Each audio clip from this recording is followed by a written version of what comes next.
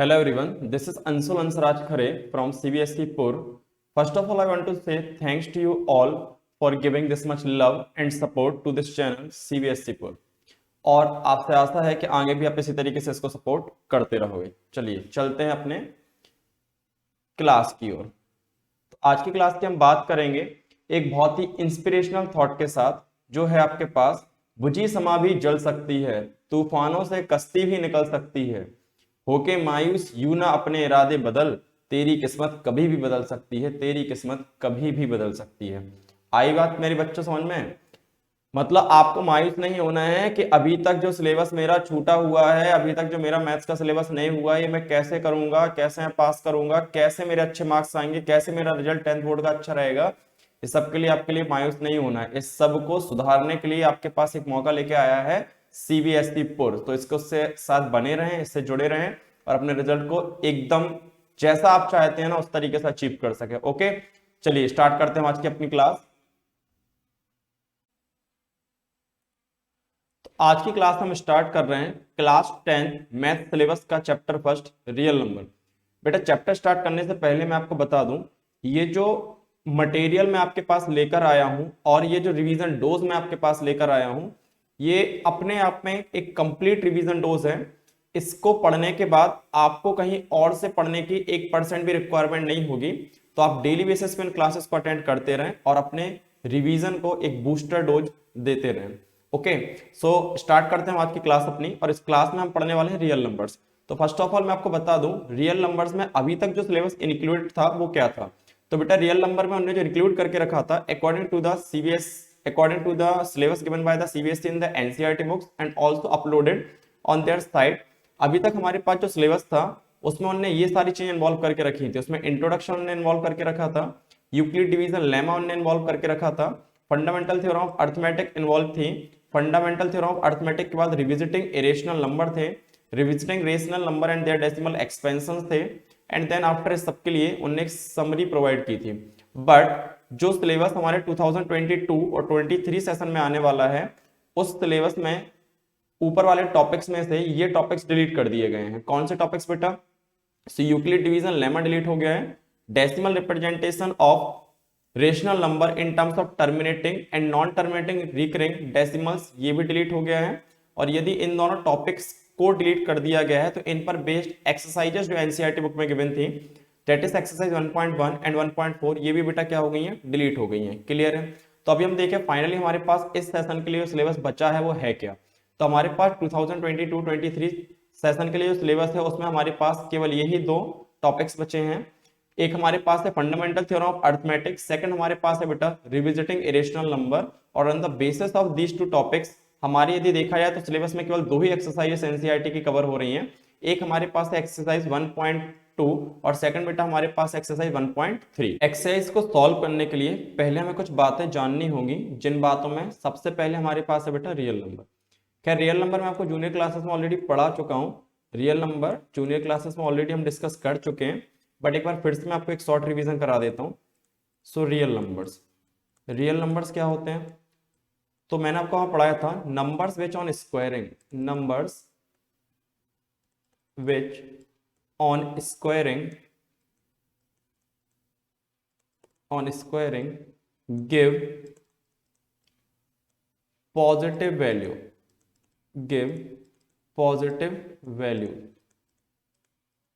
are called real numbers। क्या मतलब हुआ सर इस बात का? इस बात का मतलब ये हुआ कि सपोज करो आपके पास एक नंबर है, हमें चेक करना है कि वो नंबर रियल नंबर है या नहीं है। तो आप उस नंबर का क्या करोगे? स्क्वायर कर दोगे, और स्क्वायर करने पर उसका जो आंसर आएगा यदि ये पॉजिटिव आ रहा है तो जिस नंबर का हमने स्क्वायर किया था वो नंबर एक रियल नंबर होगा, और यदि नेगेटिव आ गया तो नंबर रियल नंबर नहीं होगा। कुछ एग्जांपल्स लेके मैं आपको समझा देता हूँ। सपोज करो आपके पास एक नंबर है, नंबर क्या है सर? -1। हमें कैसे चेक करना है? तो चेक करने के लिए हम -1 का क्या करेंगे? स्क्वायर करेंगे। क्या कर देंगे हम? -1 का, हमें -1 का करना होगा स्क्वायर, और -1 का स्क्वायर करने पर हमें पता है क्या आएगा? प्लस का 1 आएगा। और यदि प्लस का 1 आ रहा है तो इसका मीन ये है, इट मीन्स हमारे पास, इसका मतलब क्या है बेटा? तो इसका मतलब हमारे पास ये है कि -1 is what? So -1 is a real number. ये क्या हो जाएगा? आपके पास एक रियल नंबर हो जाएगा। क्लियर है बेटा? सपोज करो एक और मैं एग्जांपल लेता हूँ, आपके पास लिखा है माइनस का 1/2। अब ये जो माइनस का 1/2 इसको भी हमें चेक करना होगा। बेटा थोड़ा सा राइटिंग का इश्यू रहेगा क्योंकि बहुत दिनों बाद क्लास रिज्यूम हुई है। सो इसको चेक करने के लिए हमें क्या करना पड़ेगा, -1/2 का भी हम स्क्वायर करेंगे और -1/2 का स्क्वायर क्या आ जाएगा, तो ये आएगा प्लस का 1/4।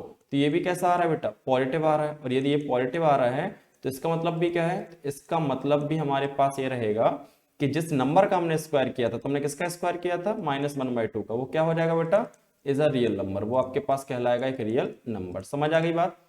चलो एक और एग्जांपल लेते हैं। सपोज करो मैंने आपसे कहा कि मेरे पास यहाँ पे लिखा है -5 और मुझे चेक करना है कि ये रियल नंबर है या नहीं है। तो मैं कैसे चेक करूं, तो मेरे पास यहाँ पे लिखा है -5, तो मुझे -5 का क्या करना होगा, स्क्वायर करना होगा। -5 का स्क्वायर हम करेंगे सो वी विल गेट 25, जो कैसे है बेटा, एक पॉजिटिव वैल्यू है। और यदि ये पॉजिटिव है तो इसका मतलब क्या हुआ, इसका मतलब हुआ कि हमारे पास हमने जिस नंबर का स्क्वायर किया था वो था -5 और उसका स्क्वायर करने पर पॉजिटिव वैल्यू मिली है, मतलब -5 भी क्या हो जाएगा, so it will also a real number, ये भी क्या हो जाएगा बेटा, रियल नंबर हो जाएगा।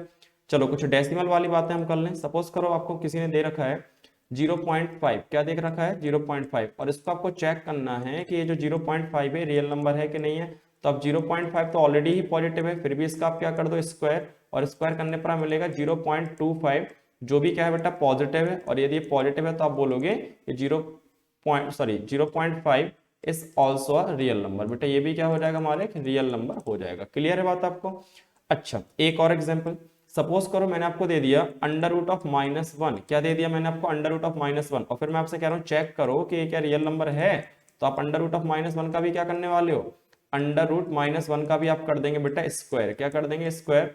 और स्क्वायर करने पर यदि हम देखें तो हमारे पास -1 ही आने वाला है, जो कैसा है, नेगेटिव है। कैसा बेटा, नेगेटिव है। तो मैंने आपसे क्या बोला था, यदि पॉजिटिव आए तो रियल नंबर है, पॉजिटिव नहीं आए तो क्या हो जाएगा, वो आपका रियल नंबर नहीं होगा। और यदि कोई नंबर रियल नंबर नहीं है इट मीन्स वो इमेजिनरी नंबर होगा। ठीक है, तो आप क्या बोलोगे, √-1 इज एन इमेजिनरी नंबर। ये कैसा नंबर हो जाएगा बेटा, so it will be an imaginary number, ये आपके पास एक इमेजिनरी नंबर हो जाएगा। क्लियर है, तो आपको समझ आ गई होगी बात। हाँ एक और कंफ्यूजन आप लोगों के दिमाग में बहुत ज्यादा होता है। क्या कंफ्यूजन होता है, तो कंफ्यूजन ये होता है कि सर हमने √-1 का स्क्वायर किया तो हमारे पास आना चाहिए था √-1 का, यदि हम स्क्वायर कर रहे हैं तो आपके हिसाब से आना चाहिए +1। नहीं बेटा +1 नहीं आता है। जब भी हम किसी का स्क्वायर करते हैं और उस नंबर में रूट लगा हो तो स्क्वायर से कल रूट कैंसिल होता है और जो अंदर की वैल्यू रहती है वो एज इट इज लिखी रहती है। ठीक है, सपोज करो आपने कहा, एक और एग्जांपल में लेके दिखा देता हूं आपको। आपके पास लिखा था √2/3, क्या लिखा था, √2/3। √2/3 का भी यदि आप स्क्वायर करोगे ना बेटा, √2/3 का भी यदि आप स्क्वायर करोगे तो अगेन आपका रूट से स्क्वायर क्या हो जाएगा, cancel, and you will get 2/3, जो क्या है नेगेटिव। इट मीन -2/3 भी क्या हो जाएगा, एक इमेजनरी नंबर हो जाएगा। क्या हो जाएगा बेटा, इमेजनरी नंबर। ठीक है, sorry for the writing, next time आपको इंप्रूव मिलेगी, बट बहुत दिनों बाद क्लास रिज्यूम हुई है इसलिए थोड़ी सी राइटिंग ऐसी आ रही है। ठीक है, तो अभी आपको क्लियर हो गया होगा कि रियल नंबर्स क्या होते हैं। तो सिंपल सा कॉन्सेप्ट आपको याद रखना है, ऐसे नंबर्स जिनको हम स्क्वायर करें और स्क्वायर करने के बाद यदि उनका आंसर पॉजिटिव आ रहा है तो जिस नंबर का हमने स्क्वायर किया है बेटा वो नंबर क्या हो जाएगा, हमारा रियल नंबर। ओके, चलिए अभी चलते हैं हम अपनी जरा नेक्स्ट वाली बात पे। तो नेक्स्ट हमारे पास क्या है, तो नेक्स्ट बेटा हमारे पास है फंडामेंटल थ्योरम ऑफ अर्थमेटिक्स। क्या है हमारे पास, फंडामेंटल थ्योरम ऑफ अर्थमेटिक्स। ठीक है, तो हम डिस्कस करें यार फंडामेंटल थ्योरम ऑफ अर्थमेटिक क्या है। So according to the fundamental theorem of arithmetic, every composite number can be expressed as a product of primes, and this factorization is unique apart from the order in which the prime factor occurs। क्या मतलब हुआ sir इस बात का, तो इस बात को समझने के लिए पहले हमें समझना होगा कंपोजिट नंबर कि सर ये कंपोजिट नंबर्स क्या होते हैं। खैर आपको ये पता है रियल नंबर्स के ही पार्ट हैं जो आपने जूनियर क्लासेस में पढ़े हैं। ठीक है, रियल नंबर जो होते हैं ना बेटा उसको हम दो पार्ट में क्लासिफाई करते हैं, एक हमारे रेशनल होते हैं, दूसरे हमारे, एक मिनट वापस ले चलता हूँ। ठीक है, ये आपके पास जो हम रियल नंबर डिस्कस कर रहे थे, हम बता दूं कि रियल नंबर हमारे पास जो होते हैं उनको हम दो पार्ट्स में क्लासिफाई करते हैं, और बहुत सारे टीचर्स आपको यही लिखवा देते हैं real number is the combination of rational and irrational. ठीक है, वो डेफिनेशन भी गलत नहीं है बट उसको डिटेल में समझने की जरूरत थी जो मैंने आपको समझा दिया।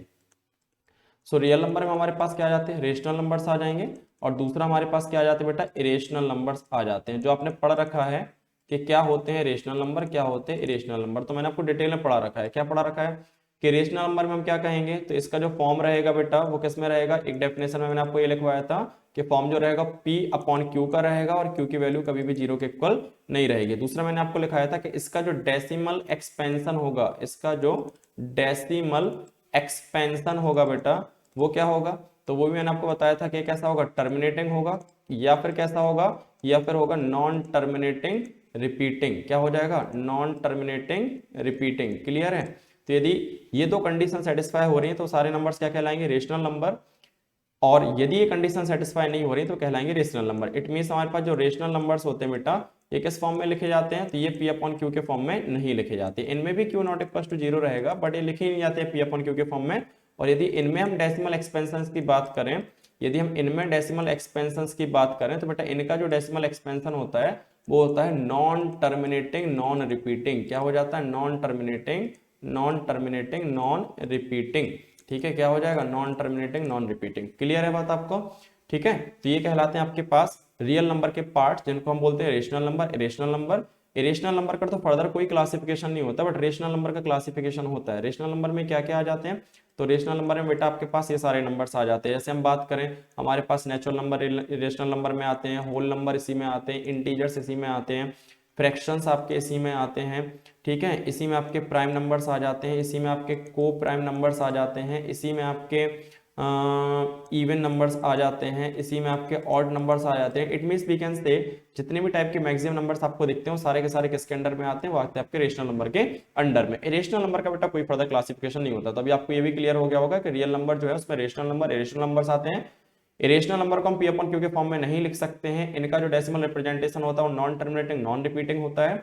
और जो रेशनल नंबर होते हैं इनको हम P अपॉन Q के फॉर्म में लिख सकते हैं, इनका डेसिमल एक्सपेंशन जो होगा या तो टर्मिनेटिंग होगा या नॉन टर्मिनेटिंग रिपीटिंग होगा। ठीक है, इनमें ही आपके सारे नंबर्स आ जाते हैं, natural number, whole number, integers, prime, coprime, composite. ठीक है, ये बेटे सारे के सारे आपके इसी में आ जाते हैं। कंपोजिट नंबर भी बेटा इसी में आ जाता है। ऑलमोस्ट जितने भी टाइप के आप नंबर्स पढ़ते हो सारे के सारे आपके रेशनल नंबर में ही आते हैं। ठीक है, अभी आ जाते हैं अपने थ्योरम पर वापस। तो हम लोग डिस्कस कर रहे थे फंडामेंटल थ्योरम ऑफ अरिथमेटिक, जिसमें हमने क्या बोला था, every composite number can be expressed और factorised as a product of primes and this factorisation is unique apart from the order in which the prime factor occurs. ठीक है, तो इसमें भी बेटा आप देख रहे हो कि यहाँ पे एक नंबर आया हुआ है जो क्या है बेटा आपका कंपोजिट नंबर। तो पहले मैं आपको बता दूं कंपोजिट नंबर्स क्या होते हैं। तो बेटा कंपोजिट नंबर जो होते हैं रेशनल नंबर का ही पार्ट है। अभी मैंने ऊपर आपको बताया कि कंपोजिट नंबर जो है वो रेशनल नंबर का ही पार्ट है। अच्छा सर इसको जरा समझाओ कि क्या है इसका मतलब। तो बेटा हम कह सकते हैं ऐसे नंबर्स हैविंग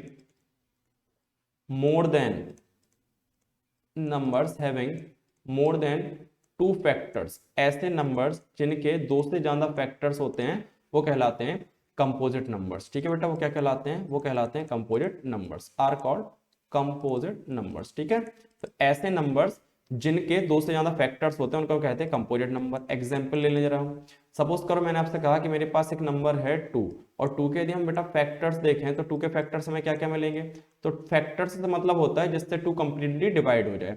तो 2 या तो 1 से डिवाइड होगा या 2 से डिवाइड होगा। तो इसमें नंबर ऑफ फैक्टर्स कितने हुए, तो नंबर ऑफ फैक्टर्स यहाँ पे जो हुए हैं वो आपके पास हुए हैं ओनली 2। कितने हो गए, ओनली 2। और यदि ओनली 2 फैक्टर्स हुए हैं तो इसका मतलब ये है कि ये कंपोजिट नंबर नहीं है। ठीक है, इसका मतलब क्या हो जाएगा, नॉट अ कंपोजिट नंबर। ये आपका कंपोजिट नंबर नहीं है, क्योंकि कंपोजिट नंबर में मैंने आपसे क्या बोला था कि जिसमें 2 से ज्यादा फैक्टर्स हो। चलो मैं एक और एग्जांपल लेता हूँ 4। अब 4 के फैक्टर्स मतलब जिस जिससे 4 डिवाइड हो जाए तो 4 के फैक्टर्स 1 से डिवाइड हो जाएगा, 2 से डिवाइड हो जाएगा, 1 से डिवाइड हो जाएगा ये।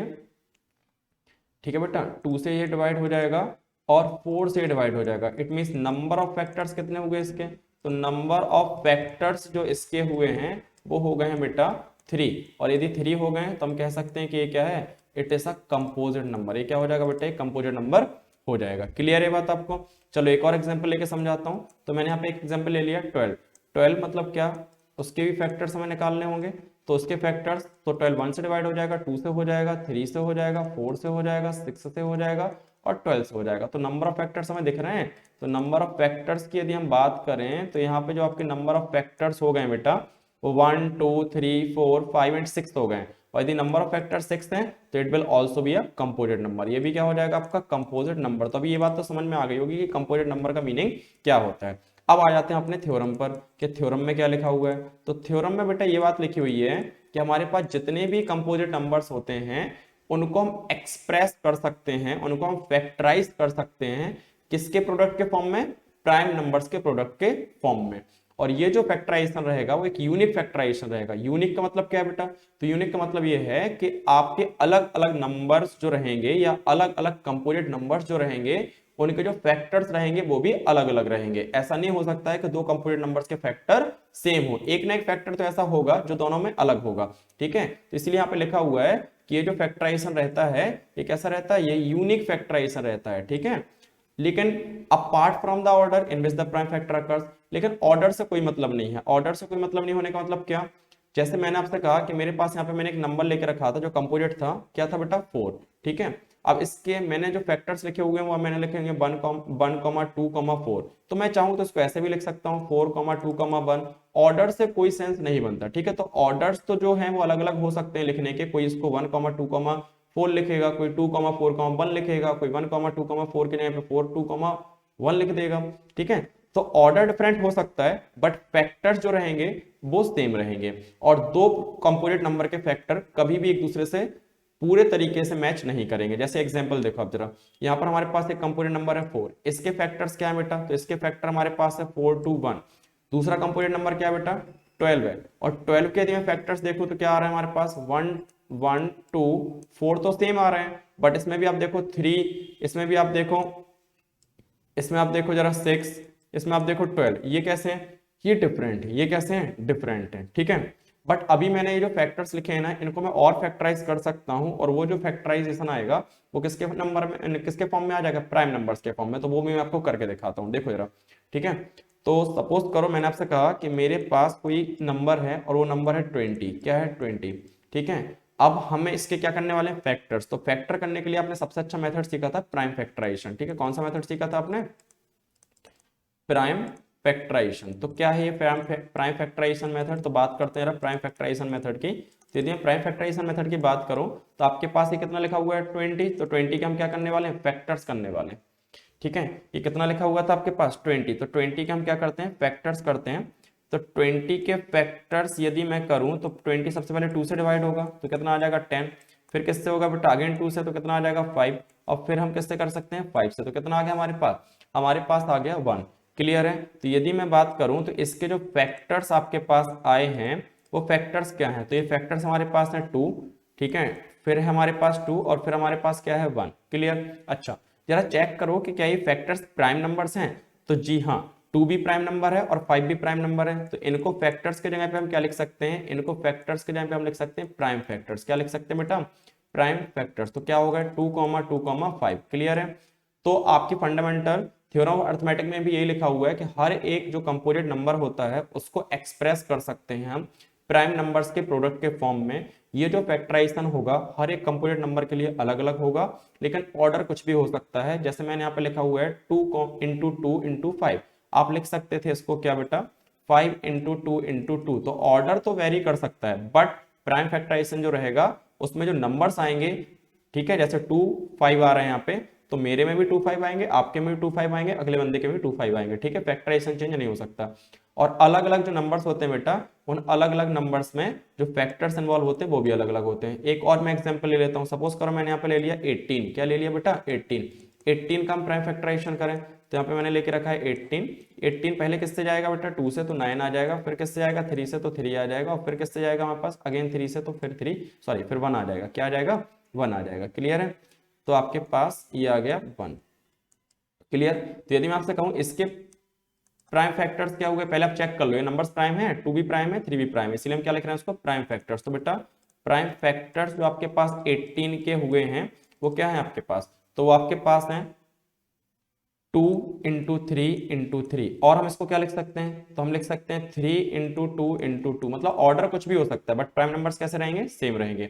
आप जरा एक चीज चेक कर लो, हमने यहाँ पे 20 के प्राइम फैक्टर्स निकाले थे, वो कितने निकले थे 2, 5। ठीक है, यहाँ पे मैंने किसके निकाले 18 के, और वो क्या निकले आपके पास 2 और 3। क्लियर है, तो आपके पास हर एक कंपोनेंट नंबर में या हर एक कंपोनेंट नंबर के प्राइम फैक्टराइजेशन में जो नंबर्स इन्वॉल्व होंगे वो नंबर्स क्या रहेंगे, प्राइम नंबर्स रहेंगे। ठीक है, पहला पॉइंट। दूसरा पॉइंट हमें याद क्या रखना है, मैं यहाँ पे लिख देता हूँ। ठीक है, मैं यहाँ पे लिख देता हूँ कि आपको क्या क्या ध्यान रखना है। जब भी आप इस थ्योरम की बात कर रहे हो या कभी भी आपके पास कोई कंपोजिट नंबर है बेटा, तो उस कंपोजिट नंबर में हमें क्या ध्यान रखना है, सबसे पहले ध्यान रखना है मोर देन 2 फैक्टर्स। क्या ध्यान रखना है आपको, आपको ध्यान रखना है कि इसमें जो नंबर ऑफ फैक्टर्स होंगे मोर देन 2 फैक्टर्स होंगे। कितने फैक्टर्स होंगे, तो वो होंगे मोर देन 2 फैक्टर्स। पहली बात तो आपको ये ध्यान रखना है। दूसरा ध्यान आपको क्या रखना है कि ये जो फैक्टर्स होंगे ये क्या होंगे, तो बेटा ये जो फैक्टर्स होंगे प्राइम नंबर होंगे। ये क्या हो जाएंगे, ये हो जाएंगे आपके प्राइम नंबर, ठीक है।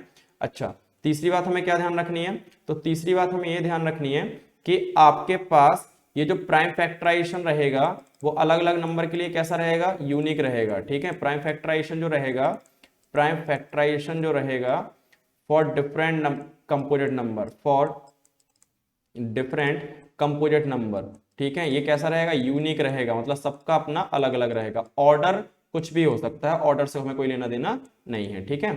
Order can be m into n और n इंटू एम, इससे कोई फर्क पड़ने वाला नहीं है। क्लियर है, so this is your fundamental theorem of arithmetic. अभी चलते हैं जरा हम आगे।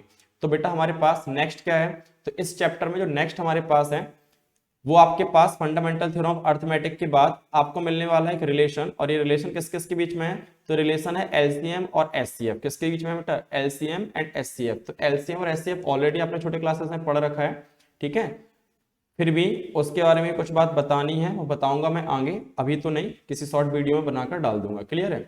अच्छा, अभी हम बात करें तो हमारे पास जो एलसीएम और एचसीएफ के बीच में रिलेशन है बेटा वो क्या है, सो एलसीएम ऑफ 2 नंबर्स और 3 नंबर्स, ठीक है, हम बात करेंगे। लेकिन यहाँ पे कि फॉर्मूला जो एप्लीकेबल होगा, it is applicable only for 2 numbers, ठीक है। ये आप याद रखना कि इसका एक लिमिटेशन है। क्या लिमिटेशन है, तो लिमिटेशन इसका ये है कि इसको हम अप्लाई कर सकते हैं only for 2 number, applicable only for 2 numbers. यदि हमारे पास 2 नंबर्स होंगे ना तभी हम इसका यूज कर पाएंगे, ओनली फॉर 2 नंबर्स। यदि हमारे पास 2 नंबर्स होंगे देन ओनली हम इनको अप्लाई कर पाएंगे। क्लियर है, तो है क्या रिलेशन, इस रिलेशन में ये है LCM of 2 number into HCF, LCM of 2 number into HCF of 2 same numbers is always equals to product of the numbers. मतलब क्या है, यदि हमारे पास 2 पॉजिटिव इंटीजर हैं, एक को मैंने बोला a और दूसरे को मैंने क्या बोला b, याद रखना कौन से इंटीजर्स, पॉजिटिव, ठीक है। याद रखना कौन से इंटीजर चाहिए इसमें, इसमें हमारे पास जो इंटीजर्स होना चाहिए, क्योंकि इंटीजर्स पॉजिटिव भी होते हैं नेगेटिव भी होते हैं, जीरो भी इंटीजर होता है, तो हमें कौन से चाहिए, पॉजिटिव इंटीजर्स। क्लियर है, तो हमारे पास ये 2 पॉजिटिव इंटीजर हैं, एक हमारे पास a है दूसरा हमारे पास b है। तो यदि हम एचसीएफ निकालें a और b का, एलसीएम निकालें a और b का और उनका क्या कर दें, मल्टीप्लिकेशन कर दें, तो वो जो मल्टीप्लिकेशन आएगा वो हमेशा नंबर के मल्टीप्लिकेशन के इक्वल आएगा। चलिए मैं एक एग्जांपल लेकर आपको इस बात को समझाता हूं। तो सपोज करो मैंने आपसे कहा कि मेरे पास 2 नंबर्स हैं, ठीक है। लेट द नंबर्स बी, ए को मैं ले लेता हूं 12 और बी को मैंने ले लिया सपोज 15। कितना ले लिया, 15। अब हमें क्या करना है, हमें पहले इनका निकालना है एलसीएम और एचसीएफ, ठीक है। तो मैं यहाँ पे एलसीएम एचसीएफ निकालने के लिए जो मेथड यूज कर रहा हूँ वो मैं कर रहा हूँ प्राइम फैक्टराइजेशन मेथड। कौन सा मेथड मैं यूज कर रहा हूँ, यहाँ पे मैं जो मेथड यूज कर रहा हूँ बेटा, क्योंकि आपके सिलेबस में यूक्लिड डिवीजन लेमा भी था बट वो हटा दिया गया है तो हम उसको यूज नहीं करेंगे, ठीक है।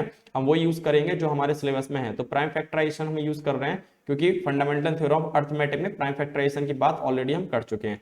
सो हम मेथड यहाँ पे जो यूज कर रहे हैं वो कौन सा कर रहे हैं बेटा, प्राइम फैक्टराइजेशन मेथड यूज कर रहे हैं। क्लियर है। अच्छा, अभी हम बात करें जरा कि हमें कैसे करना है प्राइम फैक्टराइजेशन। तो मेरे पास यहाँ पे जो पहला नंबर है वो है 12, तो 12 के प्राइम फैक्टर्स मैं निकाल लेता हूँ। तो ये 2 हो गया पहला फैक्टर, 2 से 12 को डिवाइड करेंगे तो 6 आ जाएगा, फिर से मैं 2 से डिवाइड करूंगा तो 3 आ जाएगा, फिर मैं 3 से डिवाइड करूंगा तो 1 आ जाएगा। क्लियर है।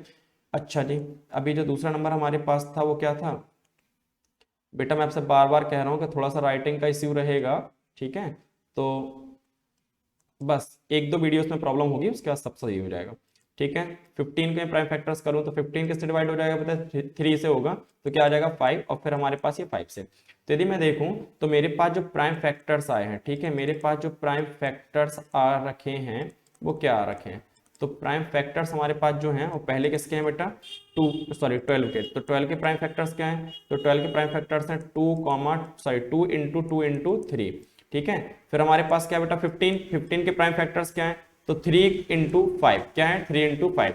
अच्छा जी, अभी हमें इनका क्या निकालना है, तो हमें इनका निकालना है एलसीएम और एचसीएफ। तो हम निकालते हैं इनका एलसीएम एचसीएफ। तो यदि हम बात करूं पहले, तो पहले मैं कर लेता हूं यहाँ पे एचसीएफ। क्या निकाल लेता हूं मैं, एचसीएफ। एचसीएफ किस किस नंबर का निकाला बेटा, तो मैंने एचसीएफ निकाला है 12,15 का। कितना आया इसका एचसीएफ, तो इसका एचसीएफ आएगा, तो आपको पता है एचसीएफ मतलब क्या, हाईएस्ट कॉमन फैक्टर, मतलब जो आपके पास एक नंबर 12 है, एक नंबर 15 है, इनके ये फैक्टर्स हैं। इन फैक्टर्स में से हमें क्या करना है, वो फैक्टर निकालना है जो सबसे बड़ा हो और दोनों के बीच में कॉमन हो। तो मुझे दिख रहा है यहाँ पे 3, क्या दिख रहा है मुझे यहाँ पे 3, तो ये 3 क्या हो जाएगा, तो 3 जो हो जाएगा उनका एचसीएफ हो जाएगा। क्या हो जाएगा इनका एचसीएफ। अभी हम बात कर लें एलसीएम की, तो एलसीएम का मतलब क्या होता है, तो एलसीएम का मतलब होता है लोएस्ट कॉमन फैक्टर, मतलब हमने लोएस्ट कॉमन मल्टीपल, क्या मतलब होता है, लोएस्ट कॉमन मल्टीपल। ठीक है, तो लोएस्ट कॉमन मल्टीपल कैसे निकालते हैं वो मैं आपको बता देता हूँ, एक बार रुको जरा। ठीक है, जैसे मैंने आपसे कहा एलसीएम की हम बात कर रहे हैं, एलसीएम का फुल फॉर्म क्या होता है, तो उसका फुल फॉर्म होता है lowest common multiple. Lowest common multiple मतलब क्या है इस बात का, तो इस बात का मतलब ये है कि हमारे पास जिन नंबर्स का हमें एलसीएम निकालना है उनके हम क्या निकालेंगे, पहले मल्टीपल्स, और उन मल्टीपल्स में से देखेंगे ऐसे मल्टीपल को जो सबसे छोटा हो और दोनों के बीच में क्या हो, कॉमन। जैसे यहीं पे देख लें, हमारे पास यहाँ पे क्या है 12 लिखा हुआ है, 12 के मल्टीपल्स क्या होंगे, 12, फिर 24, फिर 36, यही होंगे कि नहीं होंगे। फिर आपके पास क्या आ जाएगा 48, फिर आपके पास क्या आ जाएगा 60, फिर आपके पास क्या आ जाएगा 72, इस तरीके से इसके मल्टीपल्स चलेंगे। ठीक है, ऐसे यहाँ पर दूसरा क्या लिखा है 15, तो 15 के मल्टीपल्स हम देखें तो क्या हो जाएगा, 15 हो जाएगा, 30 हो जाएगा, 45 हो जाएगा, 60 हो जाएगा, ठीक है, 75 हो जाएगा, इस तरीके से चलेंगे। अब हम देखें कि इनके बीच में अभी हमें कुछ कॉमन मिला, नहीं मिला। ये 12 था, ये 24 था, ये आपके पास 36 था, ये 48 था, लेकिन ऐसे नंबर्स यहाँ पर हमें कहीं नहीं मिले, नहीं मिले है ना। ठीक है, लेकिन एक नंबर मिल गया, कौन सा मिल गया, 60। ये देखो इसमें भी 60 है और इसमें भी क्या है 60 है। तो इन दोनों के मल्टीपल्स में जब हमने कॉमन मल्टीपल स्टार्टिंग से देखना स्टार्ट किया तो सबसे पहला जो मल्टीपल मिला वो 60 मिला, तो 60 सबसे छोटा होगा, तो 60 इसका क्या हो जाएगा, एलसीएम हो जाएगा। ठीक है, 60 इसका क्या हो जाएगा, एलसीएम। तो ये कहलाता है एलसीएम का मतलब, जो मैंने आपको समझा दिया। अभी वापस से यहाँ पे आ जाते हैं, तो यहाँ पर हम एलसीएम कैसे निकालेंगे, तो यहाँ पे एलसीएम हमारे निकालने का तरीका ये होगा 2 इंटू 2 इंटू 3 इंटू 5। ठीक है, मतलब जो आपके पास यहाँ पे नंबर्स है ना, उन सारे नंबर्स को हमें इन्वॉल्व करना है, लेकिन जो दोनों में कॉमन आ रहा है उसको हम केवल एक ही बार लिखेंगे। तो यहाँ पे देखिए क्या हो जाएगा, 2 2 जा 4, 4 3 जा 12, 12 5 जा 60। तो जो आपका इस तरीके से निकल रहा था एलसीएम वो इस तरीके से निकलेगा। ठीक है, तो ये हमने निकाल लिया बेटा 12 और 15 का एलसीएम और एचसीएफ। अभी हम जरा वेरीफाई करते हैं अपने फॉर्मूले को। ठीक है, हम वेरीफाई किसको कर रहे हैं, तो हम यहाँ पे वेरीफाई करते हैं अपना जो अपने फॉर्मूला पढ़ रखा है ना उस फॉर्मूले को। तो फॉर्मूले के अकॉर्डिंग क्या था, अकॉर्डिंग टू दी फॉर्मूला, जो आपके पास यहाँ पे ऊपर ये फॉर्मूला गिवन था ना बेटा, उस फॉर्मूले के अकॉर्डिंग हम बात करें तो उसमें क्या लिखा था, उसमें था एलसीएम ऑफ टू नंबर्स, तो यहाँ पे कितना हो गया 12 और 15, दो नंबर्स हो गए, इनटू एचसीएफ, क्या था इनका एचसीएफ, एचसीएफ भी किसका, दोनों नंबर का, वो भी क्या थे हमारे पास 12 और 15। ये किसके इक्वल होना चाहिए, तो नंबर के प्रोडक्ट के, मतलब 12 इंटू 15 के इक्वल होना चाहिए। ठीक है, तो देख लेते हैं जरा ये बात सही है या नहीं है। तो एलसीएम के प्लेस पे मैं एलसीएम लिख देता हूँ, तो एलसीएम कितना निकला था बेटा, एलसीएम निकला है 60। एचसीएफ के प्लेस पे मैं क्या लिख देता हूँ, एचसीएफ के प्लेस पे मैं लिख देता हूँ एचसीएफ, तो एचसीएफ कितना निकला 3। और नंबर्स हमारे पास क्या थे, तो एक था 12 और दूसरा आपके पास कितना था 15। ठीक है, तो 16 इंटू 3 करेंगे तो कितना आ जाएगा 180 आ जाएगा। अच्छा, इनका भी देख लेते हैं मल्टीप्लाई करके, तो ये था आपके पास 12 इंटू 15। अब आपको पता है 15 टू जा कितना होता है बेटा, 15 टू जा 30, तो यहाँ पे आपके पास आ जाएगा 0 और कैरी कितना आ जाएगी 3। 15 बन जा 15, 15 प्लस 3 कितना हो जाएगा 180। मतलब हम कह रहे हैं कि यहाँ पर आपके पास एकदम सही आ रहा है एलएचएस और आरएचएस। तो जो आपने बेटा फॉर्मूला पढ़ रखा है, ये जो आपने रिलेशन पढ़ रखा है वो रिलेशन एकदम सही है और मैंने आपको उसको वेरीफाई करके ही बता दिया। ठीक है, तो हमें क्या करना है, हमें ये करना है, अब इस फॉर्मूले का यूज किस तरीके से होना है, किस तरीके से क्वेश्चंस में होना, वो मैं आपको आगे एक्सरसाइज में डिस्कस करके बताऊंगा। क्लियर है। अच्छा जी, तो ये एलसीएम एचसीएफ, मतलब जो भी नंबर्स आपको गिवन रहेंगे उनका आपको एलसीएम निकाल लेना, उनका एचसीएफ निकाल लेना है और उन नंबर का प्रोडक्ट कर देना। तो हमेशा ये दोनों एक दूसरे के इक्वल आते हैं। ठीक है बेटा, तो ये हो गया एक फॉर्मूला आपके पास। देन हम चलते हैं अपने एक्सरसाइज की ओर। तो एक्सरसाइज में हम देखें तो सबसे पहले हमारे पास है एक्सरसाइज 1.2, क्योंकि 1.1 तो सिलेबस हट गया है तो वो भी हट गई है। अभी एक्सरसाइज 1.2 की हम बात करें तो इसमें हमारे पास पहला क्वेश्चन जो है उसको हम जरा सॉल्व करते हैं और किस मेथड से हमें सॉल्व करना है। तो इसमें लिखा है express each as product of its prime factors. मतलब हमें सिंपल सा काम करना है कि जितने भी नंबर्स लिखे हैं ना, इन सारे नंबर्स को इनके प्राइम फैक्टर्स के फॉर्म में लिखना है, मतलब प्राइम फैक्टराइजेशन मेथड का हमें यहाँ पे यूज करना होगा। ठीक है, तो मैं आपको कुछ एक दो करके दिखा देता हूँ, बाकी आप करना अपने आप से ट्राई, नहीं बनेगा तो मैं बता दूंगा। क्लियर। अच्छा, तो ये देखो जरा, हमारे पास यहाँ पे जो नंबर है बेटा वो कितना है 140। 140 है तो ये 2 से डिवाइड हो जाएगा, 2 से डिवाइड होगा तो कितना आ जाएगा 70 आ जाएगा। फिर ये 2 से डिवाइड करेंगे तो कितना आ जाएगा 35 आ जाएगा। अब तो 2 से नहीं होने वाला, अब किससे हो जाएगा 5 से, तो 5 से कर दें तो 5 7 जा 35 और फिर ये किससे हो जाएगा 7 से। ठीक है, तो आपको इसका क्या लिख देना प्राइम फैक्टराइजेशन। तो इसका प्राइम फैक्टराइजेशन क्या हो जाएगा, आप कुछ इस तरीके से लिख दोगे, प्राइम फैक्टराइजेशन ऑफ 140, तो 140 का प्राइम फैक्टराइजेशन क्या आ गया, तो उस लिख दो ये प्राइम फैक्टर जो आ रहे हैं, तो 2 आ रहा है 2 टाइम्स, ठीक है, फिर बेटा आ रहा है 5 और फिर क्या आ रहा है 7। तो इस तरीके से आपके पास हो गया इसका प्राइम फैक्टराइजेशन। चलिए एक और नंबर ले लेते हैं हम लोग। सपोज करो मैंने यहाँ पे क्या ले लिया, मैंने यहाँ पे ले लिया आपका नंबर 3825, मतलब थर्ड वाला पार्ट, ठीक है। अच्छा, थर्ड वाले पार्ट की प्राइम फैक्टराइजेशन करते हैं हम जरा, तो देखते हैं क्या निकलते हैं इसके प्राइम फैक्टराइजेशन। तो आप देख रहे हो कि इस नंबर के लास्ट में बेटा 5 है, और यदि 5 है तो ये किससे जाने वाला है पहले, तो सबसे सुटेबल हमें पड़ेगा कि हम इसको 5 से कर दें। तो 5 से यदि मैं डिवाइड करूंगा तो 5 7 जा 35, ठीक है, यहाँ पे कितना लिखा हुआ 38, तो 35 तो गया, बचा कितना बेटा 3, तो 3, तो 5 6 जा 30, फिर आपके पास 2 बचेगा, 5 5 जा 25। क्लियर है, फिर हम 5 से कर सकते हैं, तो 5 1 जा 5, आपके पास 2 कैरीज आएंगी, तो 5 5 जा 25, फिर आपके पास 1 आएगा, तो 5 3 जा 15। क्लियर है, अब ये किससे चला जाएगा, अब ये चला जाएगा आपका 3 से, तो 3 5 जा 15, देन आपके पास 3 1 जा 3। अब ये किससे जाने वाला है, तो अब ये चला जाएगा आपका 17 से, तो 17 से हम करेंगे तो, या एक बार और 3 से कर लेते हैं, पहले एक बार और 3 से कर लेते हैं, ठीक है, छोटा नंबर ही लेके चलने पर, तो पहले एक बार हम और 3 से कर लें, तो एक बार और यदि हम 3 से करेंगे तो ये हो जाएगा, क्यों हो जाएगा, क्योंकि आपको पता है 5 + 1 6 होता है, और 6 3 के टेबल में आता है, तो according to the divisibility rule ये आपका 3 से डिवाइड हो जाएगा। सो 3 1 जा 3, 2 कैरीज बचेंगी, 3 7 जा 21, और फिर हम किससे कर देंगे 17 से, ठीक है। तो प्राइम फैक्टराइजेशन इसका क्या हो गया, तो prime factorisation of prime factorisation of 3825 is equals to of, क्या आ गया बेटा इसमें, तो इसमें हमारे पास आया 5। मैंने आपसे बोला था हम ऑर्डर कुछ भी फॉलो कर सकते हैं, इससे कोई प्रॉब्लम नहीं है कि पहले हम 3 को ही लें कि 5 को लें, नहीं ऐसा कुछ नहीं, फंडामेंटल थ्योरम ऑफ अरिथमेटिक में ऑलरेडी लिखा हुआ है कि ऑर्डर कुछ भी हो सकता है, ऑर्डर से हमें कोई प्रॉब्लम नहीं होना, ठीक है। तो इस तरीके से हमें क्या करना था आपका फर्स्ट क्वेश्चन, तो मैंने आपको इसका फर्स्ट पार्ट करा दिया, थर्ड पार्ट करा दिया, अभी जो बचे हुए हैं वो आप खुद से करेंगे। क्लियर है, कोई प्रॉब्लम हो तो आप कमेंट में मुझे बता देना, तो मैं नेक्स्ट वीडियो में वो भी डिस्कस कर दूंगा, ठीक है। अच्छा, फिर आपके पास क्या है नेक्स्ट क्वेश्चन, नेक्स्ट क्वेश्चन क्या है, find the LCM and HCF of the following pair of integers and verify that LCM and HCF equals to product of numbers, ठीक है। आपको पहले क्या करना है, जो भी नंबर्स के हैं उनका एलसीएम निकालना है, उनका एचसीएफ निकालना है, फिर इस रिलेशन को वेरीफाई करना है कि उन नंबर्स का जो एलसीएम और एचसीएफ का प्रोडक्ट आ रहा है वो उन नंबर के प्रोडक्ट के इक्वल है या नहीं है, जो अभी अभी अपन ने ऊपर किया था, ठीक है। चलो भाई इसको भी करते हैं जल्दी से। तो इसमें हम देखें तो फर्स्ट पार्ट हमारे पास जो है वो है 26 एंड 91, कितना है बेटा 26 एंड 91। क्लियर, अच्छा अभी मैं आपको फिर से रिपीट कर रहा हूं, एलसीएम तो हम प्राइम फैक्टराइजेशन मेथड से निकालते ही हैं, एचसीएफ निकालने के लिए हमारे पास यूक्लिड डिवीजन लेमा भी था, यूक्लिड डिवीजन एल्गोरिथम था, लेकिन अभी हम उसका यूज करने वाले नहीं है क्योंकि वो सिलेबस से हट चुका है। तो एचसीएफ भी हम किससे निकालेंगे, तो एचसीएफ भी हम प्राइम फैक्टराइजेशन मेथड से ही निकालेंगे। क्लियर है, चलिए करते हैं जल्दी से। तो पहले हमें क्या निकालना है, इसका एलसीएम निकालना है, तो एलसीएम निकालने के लिए हम इसके क्या करने पड़ेंगे, फैक्टर्स करने पड़ेंगे, तो कर लेते हैं फैक्टर्स। तो पहले हमारे पास यहाँ पे क्या है 26 2 से डिवाइड हो जाएगा, कितना आ जाएगा 13, और 13 तो एक प्राइम नंबर है तो 13 से ही डिवाइड होगा।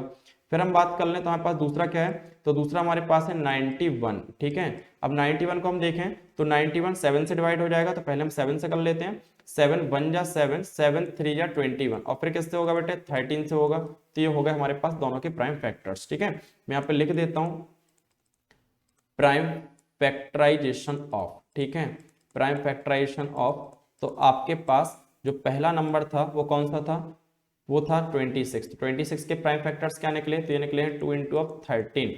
दूसरा नंबर कौन सा था बेटा, तो दूसरा नंबर हमारे पास था आपका 91, इसके प्राइम फैक्टर्स क्या निकले हैं, तो ये निकले हैं 7 × 13।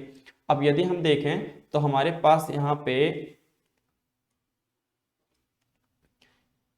यदि हम बात करें तो हमारे पास यहाँ पे दोनों के फैक्टर्स तो आ चुके हैं, अब हम क्या निकाल सकते हैं, इसका एचसीएफ और एलसीएम निकाल सकते हैं, तो निकालते हैं। तो पहले हम बात करें इसके एचसीएफ की, तो एचसीएफ यदि हम देखें किनका निकालना है, एचसीएफ एचसीएफ हमें निकालना है दो नंबर्स का, एक हमारे पास क्या है 26 और दूसरा हमारे पास क्या है 91।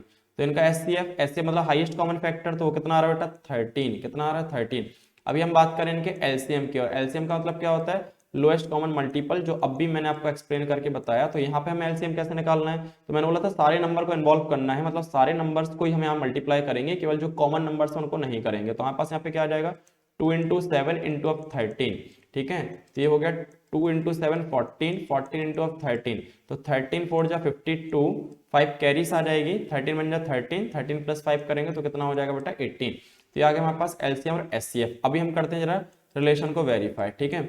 वेरिफिकेशन, हम किसका वेरिफिकेशन करने वाले हैं? तो वेरिफिकेशन हम करने वाले हैं इस बात का कि एलसीएम, किसका एलसीएम 26 और 91 का जो है, यदि हम उसको मल्टीप्लाई करें उसके एचसीएफ के साथ, जो भी किसका 26 और 91 का, तो वो आना चाहिए किसके इक्वल? 26 इंटू 91 के इक्वल आना चाहिए। करते हैं जरा इसको हम वेरीफाई, ठीक है। तो इसका वेरिफिकेशन में हम एलएचएस पार्ट में देखें तो क्या लिखा है? तो एलएचएस पार्ट में हमारे पास लिखा है एलसीएम इंटू एचसीएफ। तो पहले हम यही कर लेते हैं। तो एलसीएम कितना था बेटा? एलसीएम हमारे पास था 182, कितना था 182, और एलसीएम के बाद एचसीएफ कितना था 13। इनको हमें करना है मल्टीप्लाई, ठीक है। तो कर देते हैं हम जरा मल्टीप्लाई, 13 टू जा 26, ठीक है। कितनी कैरी आ जाएगी बेटा? तो कैरी आ गई 2, ठीक है। कितनी आ गई? 2। 13 8 जा कितना होता है? तो 13 8 जा आपके पास होगा 104। कितना हो जाएगा? 104। 104 में आप 2 को ऐड करोगे तो 106। यहाँ पे कैरी कितनी आ गई? 10। 13 1 जा 13, 13 प्लस 10 करेंगे तो कितना आ जाएगा? 23। तो इसका आपके पास इतना आ रहा है मल्टीप्लीकेशन। अभी हम जरा देखते हैं कि जो आपके नंबर्स हैं उनका मल्टीप्लीकेशन कितना आ रहा है, ठीक है। तो हम जरा आरएचएस वाले पार्ट की बात करें तो आरएचएस में हमारे पास क्या लिखा हुआ है? आरएचएस में हमारे पास लिखा हुआ है कितना? आपके पास लिखे हैं नंबर्स, तो नंबर्स ये लिखा हुआ है ना, देखो ये रहा आरएचएस, ठीक है। तो आपके पास कितना है? 26 इंटू ऑफ 91। इसका भी हम लोग मल्टीप्लाई कर लेते हैं। चलो यहाँ कर लेते हैं मल्टीप्लीकेशन थोड़ा सा रफ में, फिर इसको मैं हटा दूंगा, ठीक है। अच्छा, तो हमें क्या करना है? हमें मल्टीप्लाई करना है 26 का किससे? 91 से। तो पहले हम लोग 1 से कर लेते हैं, तो 1 से करेंगे 26 ही आ जाएगा, फिर हम करेंगे 9 से, ठीक है। 9 6 जा 54, तो यहाँ पे 4 आ जाएगा, यहाँ पे आ जाएगा 5। क्लियर है? 9 2 जा 18, 18 प्लस 18 प्लस 5 करोगे तो कितना आ जाएगा? 23। ऐड करो तो ये 6 हो गया, ये भी 6 हो गया, और ये हो गया 3, और ये हो गया 2, ठीक है। मतलब आपके पास जो प्रोडक्ट आ रहा है वो भी इतना ही आ रहा है। तो हम कह सकते हैं hence LHS equal to RHS। हम क्या कह सकते हैं कि LHS जो होगा बेटा वो किसके इक्वल हो जाएगा? RHS के इक्वल हो जाएगा। क्लियर है? तो इस तरीके से हमें इन सबको क्या करना है? इस तरीके से हमें इन सबको वेरीफाई करके बताना है कि आपके पास जो नंबर्स गिवन है उनका LCM और HCF का जो प्रोडक्ट है वो नंबर्स के प्रोडक्ट के इक्वल आ रहा है या नहीं आ रहा है, ठीक है। अच्छा,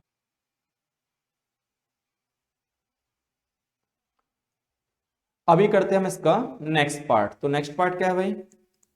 नेक्स्ट पार्ट आपके पास है 510 एंड 92। इसमें भी हमें क्या करना है? सेम प्रोसीजर, हमें एलसीएम निकालना होगा, एचसीएफ निकालना होगा, वेरिफिकेशन करना होगा, ठीक है बेटा।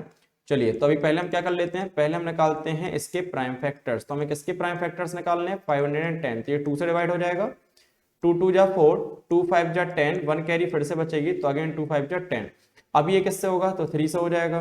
3 से करें तो 3 8 जा 24, 1 कैरी आएगी, सो 3 5 जा 15। अब ये 3 से भी नहीं होने वाला। अभी किससे होगा? तो अभी इसको हम कर देते हैं 5 से, ठीक है। सो 5 बन जा 5, 3 बच जाएंगे, सो 5 से बन जा 35। अभी तो किसी से जाना नहीं वाला, तो 17 को हमें किससे करना पड़ेगा? 17 से ही करना पड़ेगा, ठीक है। तो कर देते हैं हम इसको 17 से। सो 17 बन जा 17। अब यहाँ पर जो दूसरा नंबर है वो क्या है? तो दूसरा नंबर हमारे पास है बेटा 92। तो 92 को करें हम जरा। तो 92 को यदि मैं करूं, एक मिनट बेटा, 92 को करें हम दोबारा से, तो हमारे पास 92, तो 92 हमारा नंबर था, ये 2 से हो जाएगा। 2 4 जा 8, 1 कैरी आएगी, 2 6 जा 12, ठीक है। अगेन 2 से हो जाएगा, 2 2 जा 4, 2 3 जा 26। अभी 23 है, ये तो प्राइम नंबर है, ये तो नहीं होगा, तो ये तो 23 से ही होगा। क्लियर है? अच्छा बेटा, अभी हमने इसके निकाल लिए प्राइम फैक्टर्स, तो हम लिख देते हैं यहाँ पे प्राइम फैक्टराइजेशन ऑफ। क्या लिख देते हैं हम इसमें? Prime factorisation of. दोनों का ही प्राइम फैक्टर हम निकाल चुके हैं। सो प्राइम फैक्टराइजेशन ऑफ, तो पहला हमारे पास क्या था? 510। 510 के प्राइम फैक्टराइजेशन क्या है? 2 इंटू 3 इंटू 5 इंटू 17, ठीक है। अच्छा, दूसरा हमारे पास क्या था? तो दूसरा आपका जो नंबर था वो था 92। 92 के प्राइम फैक्टर्स क्या है? तो आपके पास 2 इंटू 2 इंटू 23। क्लियर है? अच्छा, अभी हम क्या करने वाले हैं? तो हमें निकालना है इसका एचसीएफ और एलसीएम। तो पहले हम निकाल लेते हैं एचसीएफ। किन नंबर्स का निकालना है बेटा एचसीएफ? तो आपको निकालना है 510 और 92 का। तो मैंने आपको बता रखा है एचसीएफ मतलब क्या? Highest common factor. तो इनमें यदि हम देखें तो जो हाईएस्ट कॉमन फैक्टर आ रहा है वो केवल एक ही आ रहा है, और क्या है बेटा? 2 है। क्या है? 2। तो एचसीएफ क्या हो जाना? 2। अभी हम निकाल लेते हैं इसका एलसीएम। तो एलसीएम भी किसका निकालना है? 510 और 92 का, ठीक है। अच्छा, 510, तो एलसीएम में मैंने क्या बोला है कि जो नंबर दोनों में आ रहा है, मतलब दोनों के बीच में कॉमन है, उसको एक बार लिखेंगे, बाकी सारे नंबर्स को ही हम लिखेंगे। तो 2 हमारे पास कॉमन आ रहा था, उसको एक बार लिख दिया। दूसरा वाला 2 कॉमन नहीं है तो उसको लिखना पड़ेगा, ठीक है। देन फिर हमारे पास 3 है, उसको भी लिखना पड़ेगा। फिर आपके पास है 5, फिर आपके पास है 17 और फिर आपके पास है 23।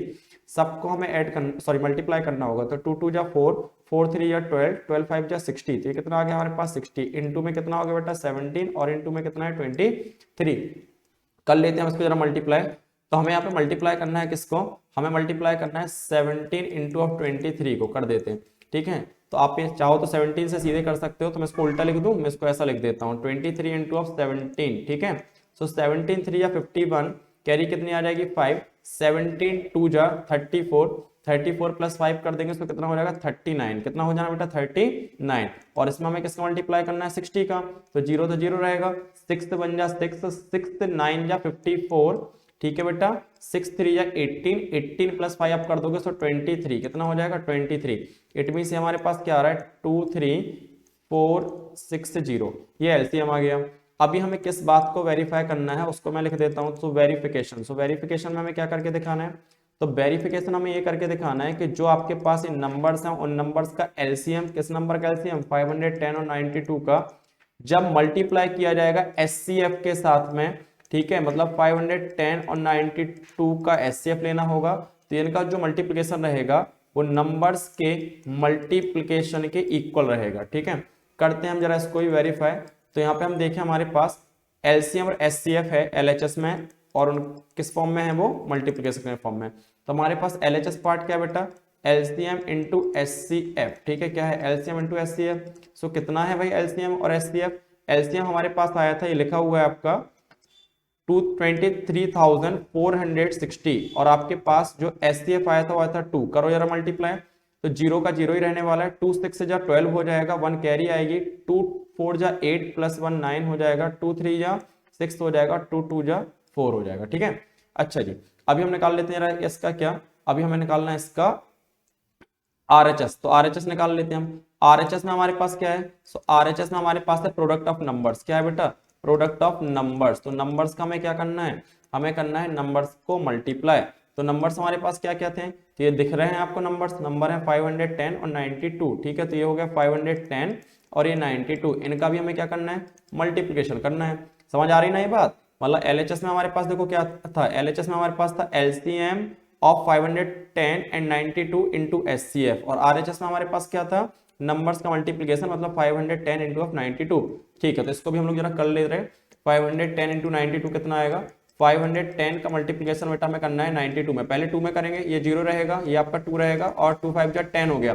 फिर हम करेंगे किसमें 9 में, तो 9 में करेंगे तो 0 का 0 रहेगा, 9 1 जा 9 रहेगा, 9 5 जो कितना होता है 45। करते हैं जरा इसको ऐड, तो ये 0 हो जाएगा, ये 2 हो जाएगा, ये 9 हो जाएगा, ये 6 हो जाएगा और ये 4 हो जाएगा। तो यहाँ पर हमारे पास कितना आ रहा है 46920। अभी आप देख सकते हो कि आपका जो एलएचएस है वो भी कितना आ रहा था 46920, आरएचएस भी कितना आ रहा है 46920। हेंस आप क्या लिख दोगे LHS equal two of RHS. LHS किसके इक्वल हो गया आरएचएस के। ठीक है, कितना है एलएचएस, एलएचएस हमारे पास था 46,920 और आरएचएस भी कितना आ गया बेटा 46,920। तो इस तरीके से हमें कर देना इसको वेरीफाई। क्लियर है बेटा, तो आपको इस तरीके से इसको सॉल्व करना है। ठीक है, अच्छा इसको मैं हटा दूं, ये रबर था आपका, इससे आपको कोई लेना देना नहीं है। If you want to take screenshots you can take, no problem. ठीक है, तो मैं इसको हटा देता हूं, ये आपने हटा दिया। अच्छा अभी चलते हैं अब जरा नेक्स्ट क्वेश्चन पे। तो नेक्स्ट क्वेश्चन हमारा क्या है, ठीक है, ये अभी चलते हैं हम लोग नेक्स्ट क्वेश्चन। नेक्स्ट क्वेश्चन देखते रहे क्या है। तो नेक्स्ट क्वेश्चन है आपका find the LCM and HCF, find the LCM and HCF of the following integers by applying the prime factorisation method. अब यहाँ पे हमें एलसीएम और एचसीएफ ओनली फाइंड आउट करना है। ठीक है, और किस मेथड से करना है, तो हम इसको करना है प्राइम फैक्टराइजेशन मेथड से। किससे करना है बेटा प्राइम फैक्टराइजेशन मेथड से, जो ऑलरेडी ऊपर हम लोग फॉलो कर रहे थे उसी से हमें करना है।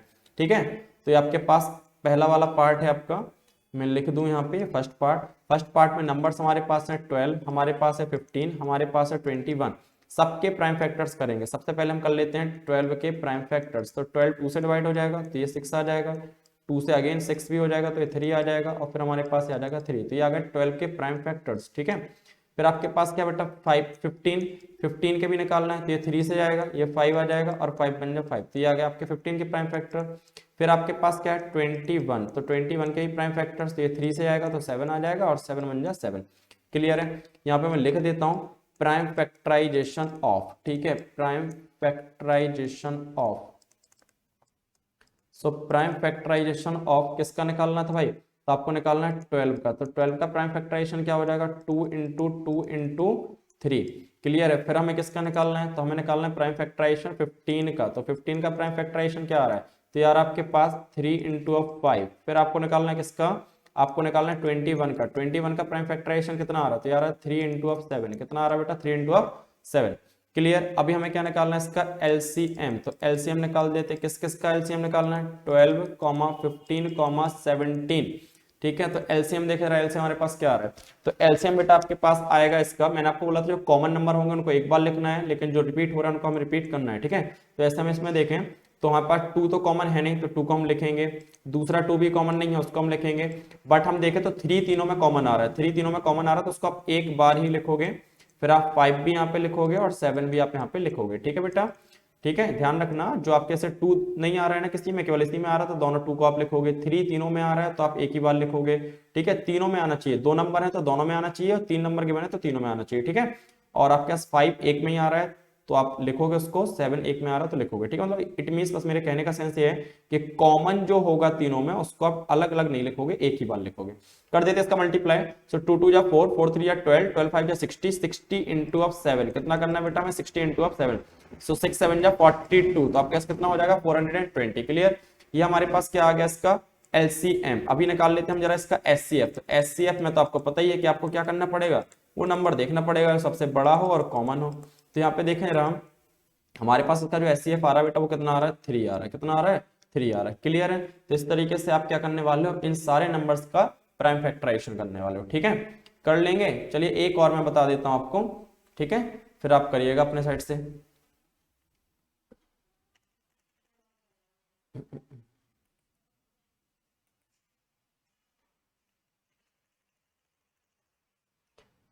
चलिए देख लेते हैं इसका सेकंड पार्ट क्या है। तो second part of the same question,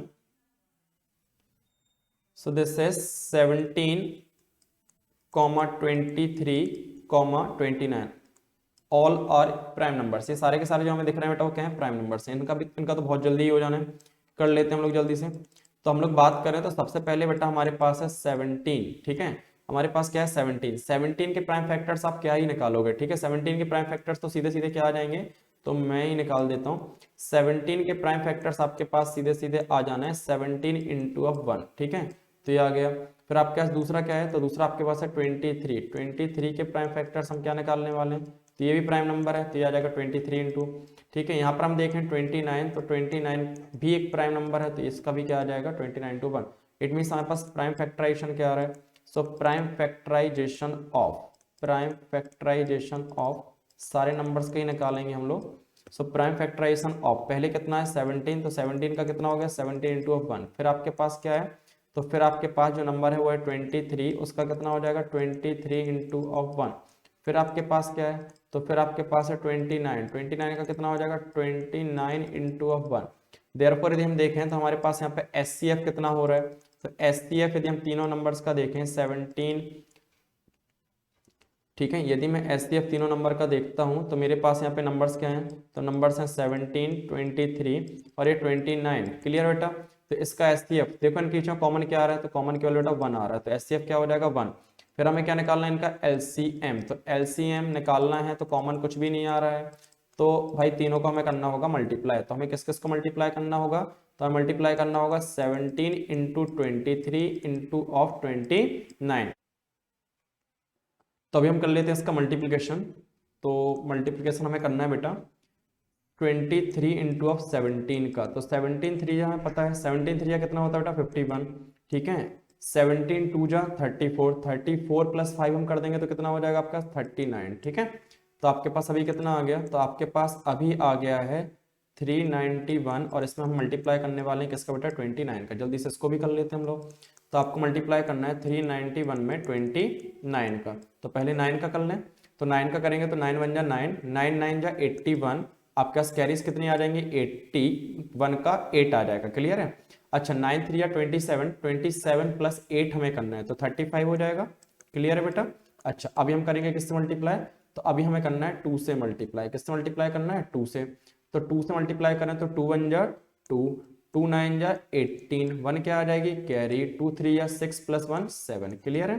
तो आप कैसे आ जाएगा 9, ये आ जाएगा आपके पास 3, ये आ जाएगा आपके पास 13, ठीक है, ये आपके पास आ जाना है 11। क्लियर। तो आपके पास इसका जो एलसीएम आ गया वो है 11339। क्लियर है बेटा। तो इस तरीके से हमारे पास ये इसका सेकंड पार्ट भी हो गया। ये इसका रफ वर्क था, हटा देता हूं मैं, ठीक है। अच्छा अभी हम चलते हैं जरा आगे, और आगे हमारे पास एक नेक्स्ट क्वेश्चन, इसका एक पार्ट बचा हुआ है वो आप खुद से करेंगे, प्रॉब्लम होगी तो नेक्स्ट वीडियो में डालने से पहले आप बता दीजिएगा, ठीक है। इसको देखते ही साथ आप कमेंट में बता दीजिए, आई विल एक्सप्लेन यू, ठीक है। चलते हैं जरा नेक्स्ट क्वेश्चन पे। तो नेक्स्ट क्वेश्चन हमारा क्या है, सो नेक्स्ट क्वेश्चन में है given that HCF of 306 and 657 is 9, find its LCM. ठीक है। तो हमारे पास गिवन क्या है यहाँ पर, तो हमारे पास गिवन एचसीएफ है, नंबर्स हमारे पास हैं, और हमें फाइंड आउट क्या करना है एलसीएम। ठीक है। तो गिवन में हमारे पास पहली चीज क्या हो जाएगी, आप लिख लेंगे पहले गिवन। ठीक है। तो गिवन में हमारे पास जो डेटा है उसमें यदि हम बात करें तो फर्स्ट थिंग हमारे पास क्या गिवन है, हमारे पास गिवन है एचसीएफ। क्या गिवन है एचसीएफ, किसका एचसीएफ है 306 का और 657 का। कितना है बेटा ये एचसीएफ, तो ये 9, कितना है 9। और आपको और क्या गिवन है, तो और बेटा हमें गिवन है नंबर्स। तो नंबर्स क्या है, तो एक आपके पास है 306 और दूसरा आपके पास क्या है, तो दूसरा आपके पास यहाँ पर है नंबर आपका 657। क्या फाइंड आउट करना है, तो आपको हमें फाइंड आउट करना है एलसीएम। किनका एलसीएम, इन्हीं दोनों नंबर्स का एलसीएम हमें फाइंड आउट करना है। ठीक है। अच्छा तो कैसे करना है सर, प्राइम फैक्टराइजेशन से कर लें क्या, नहीं प्राइम फैक्टराइजेशन से नहीं करना, हमें फॉर्मूले को यूज करना है। ठीक है। तो हम लोग लिख देंगे यूजिंग, क्या यूज कर रहे हैं हम, यूज करेंगे LCM, LCM of 306 comma 657 into of HCF into of HCF, HCF of 306 into 657 is equals to में क्या हो जाएगा, प्रोडक्ट ऑफ नंबर्स। ठीक है। क्या हो जाएगा बेटा, प्रोडक्ट ऑफ नंबर्स, मतलब जिन नंबर्स का हम एचसीएफ निकाल रहे हैं, जिन नंबर का हम एलसीएम निकाल रहे हैं, उन्हीं का क्या हो जाएगा प्रोडक्ट। तो हमें यहाँ पे क्या पूछा गया है, सो एलसीएम तो हमें गिवन है नहीं, एलसीएम तो हमें गिवन है नहीं। अब एलसीएम गिवन तो है नहीं बट एचसीएफ हमें गिवन है। एचसीएफ कितना गिवन है 9, तो यहाँ पे हम कितना लिख देंगे 9। नंबर्स हमारे क्या है, तो नंबर्स हमारे पास है 306 इंटू में क्या है 657। क्लियर है। अब हम निकालते हैं इसका एलसीएम, देखते हैं कैसे निकलता है। तो जब हमें इसका एलसीएम निकालना है तो एलसीएम को हम रहने देंगे आपके एलएचएस वाले पार्ट में, और उसको छोड़कर बाकी जो भी टर्म्स होंगे उन सबको हम कहाँ भेज देंगे आरएचएस में। तो ये हो गया आपका 306 इंटू ऑफ 657 डिवाइड हमें इससे किससे करना पड़ेगा, तो 9 है मल्टीप्लाई में है, इधर पहुंचेगा तो किसमें हो जाएगा डिवाइड में। करते हैं जरा अभी हम इसको कैंसिल, तो यदि मैं इसको 3 से कैंसिल करूं तो 3 1 जा 3, 3 और 0 का 0 आ जाएगा, 3 2 जा 6, यहाँ पर ही जाएगा, सो 3 3 या 9, फिर से 3 से हो जाएगा, 3 1 जा 3, यहाँ पे 3 3 या 9, 1 कैरी आ जाएगी, तो आपके पास 3 4 जा 12, मतलब फाइनली हमारे पास बच रहा है 34, जिसका हमें मल्टीप्लाई करना पड़ेगा 657 में। कर लेते हैं हम लोग जरा इसका मल्टीप्लिकेशन। तो हमें इसका मल्टीप्लिकेशन किससे करना है, 657 का मल्टीप्लाई हमें करना है 34 से, कर देते हैं। ठीक है। पहले 4 से कर लें, 4 7 जा 28, आपके पास यहाँ पे क्या आ जाएगा 2, 4 5 जा 20, 20 प्लस 2 करोगे 22, 4 6 जा 24 प्लस 2 कर दोगे, सो हो जाएगा 26। क्लियर है बेटा। अभी हमें किससे करना पड़ेगा, अभी हमें इसको करना पड़ेगा, अभी आपको इसी मतलब सेम 657 को आपको मल्टीप्लाई करना है किससे 3 से, तो कर देते हैं 3 7 3 7 जा 21, आपके पास कितना आ गया 2, 3 5 जा 15, 15 प्लस 2 करोगे तो कितना आ जाएगा 17। ठीक है। 3 6 जा 18, 18 प्लस 1 कर दोगे तो कितना हो जाएगा 19, तो आपके पास ये आ गया 8, ये आ गया 3, ये आ गया आपके पास 13, ये आपके पास आ गया 12 और ये आ गया आपके पास 2। ठीक है। तो आपका आंसर क्या आ गया, आंसर आ गया 2 2 3 3 8। इट मींस जो नंबर्स गिवन थे उन नंबर्स का जो बेटा एलसीएम हमारे पास आया है, एलसीएम हमारे पास जो आया है किसका 306 का और 657 का, वो आ गया आपके पास बेटा कितना 22338। क्लियर है। ओके चलते हैं नेक्स्ट क्वेश्चन पे। तो नेक्स्ट क्वेश्चन बेटा हमारे पास, अभी हम इसके सेकंड नंबर की बात कर लेते हैं। तो सेकंड नंबर जो हमारे पास है वो क्या है, सो गिवन में हमारे पास सेकंड नंबर है 7 into 6 into 5 into 4 into 3 into 2 into 1। Clear बेटा। और प्लस में हमारे पास क्या है 5। हमें इसको भी ये प्रूव करके दिखाना है कि ये भी कंपोजिट नंबर है। तो हम देख रहे हैं कि 5 तो हमारे पास देखो एक इधर आ रहा है और एक आपके पास 5 इधर है, तो हम 5 को कॉमन कर सकते हैं। तो 5 को हम कर लेते हैं कॉमन, तो ब्रैकेट में क्या हो जाएगा 7 into 6 into 4 into 3 into 2 into 1। और प्लस में क्या आ जाएगा बेटा, प्लस में हमारे पास आ जाएगा 1। ठीक है, क्योंकि 5 को हमने कॉमन निकाल दिया है, तो 5 का भी कॉमन निकाल दिया तो उसके प्लेस पे क्या आ जाएगा 1 आ जाएगा। ठीक है, अच्छा अभी देखो आप इस 5 को तो हम 5 लिखा रहने देंगे, इस 5 को हम क्या करेंगे, इस 5 को हम 5 लिखा रहने देंगे और ब्रैकेट में हमारे पास जो आ रहा है उसको हम मल्टीप्लाई करें। तो हम मल्टीप्लाई करें तो हमारे पास कितना आ जाएगा 7 इंटू 6 करोगे तो 42 आ गया। ठीक है बेटा, 4 इंटू 3 इंटू 2 करोगे 4 3 या 12, 12 2 या 24 आ गया। प्लस में हमारे पास क्या है 1 है। ठीक है, यहाँ पर यदि हम देखें तो ये 5 आपके पास एज अ फैक्टर है और 42 इंटू 24 का हम मल्टीप्लाई कर लेते हैं, यहाँ कर लेते हैं हम लोग रफ में। तो 42 इंटू ऑफ 24 का हमें मल्टीप्लिकेशन करना है। सो 4 2 जा, पहले 4 से कर लेते हैं, तो 4 2 जा 8, 4 4 जा 16, फिर हम कर देते हैं 2 से, 2 2 जा 4, 2 4 जा 8। क्लियर है बेटा। तो आपके पास ये क्या आ जाएगा 8 आ गया, ये आपके पास 10 आ गया, ये आपके पास क्या आ जाएगा अगेन आपके पास 10 आ जाएगा और ये 1 आ जाएगा। ठीक है, तो ये कितना हो गया आपके पास तो ये हो जाएगा 1008 और प्लस में हमारे पास क्या है बेटा 1 है। इट मीन हमारे पास ये कितना हो जाना, तो ये हो जाना है 5 इंटू ऑफ 1009। क्या हो गया 5 इंटू 1009। तो यहाँ पर भी हम इजिली देख पा रहे हैं कि इसमें भी हमारे पास फैक्टर्स निकल रहे हैं। ठीक है, तो आप बोल दोगे द गिवन नंबर, आप क्या बोलोगे द गिवन नंबर, जो आपके पास नंबर गिवन था has more than 2 factors, has more than 2 factors. इसमें भी क्या है बेटा हैज मोर देन 2 फैक्टर्स। और इसमें यदि 2 से ज्यादा फैक्टर्स हैं, कौन कौन से हैं वो फैक्टर्स, तो मुझे दिख रहे हैं, दैट इज 5 हो गया और एक आपके पास 1009 हो गया।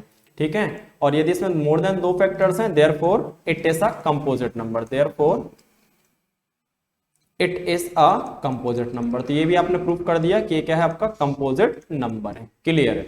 ठीक है, तो ये आपके पास हो गया आपका कंपोजिट नंबर। तो ये दोनों प्रूव हो गए। नेक्स्ट क्वेश्चन देखिए क्या है, तो नेक्स्ट क्वेश्चन हमारे पास है there is a circular path, there is a circular path around a sports field. ठीक है, Sonia takes 80 minutes to drive 1 round of the field while Ravi takes 12 minutes for the same.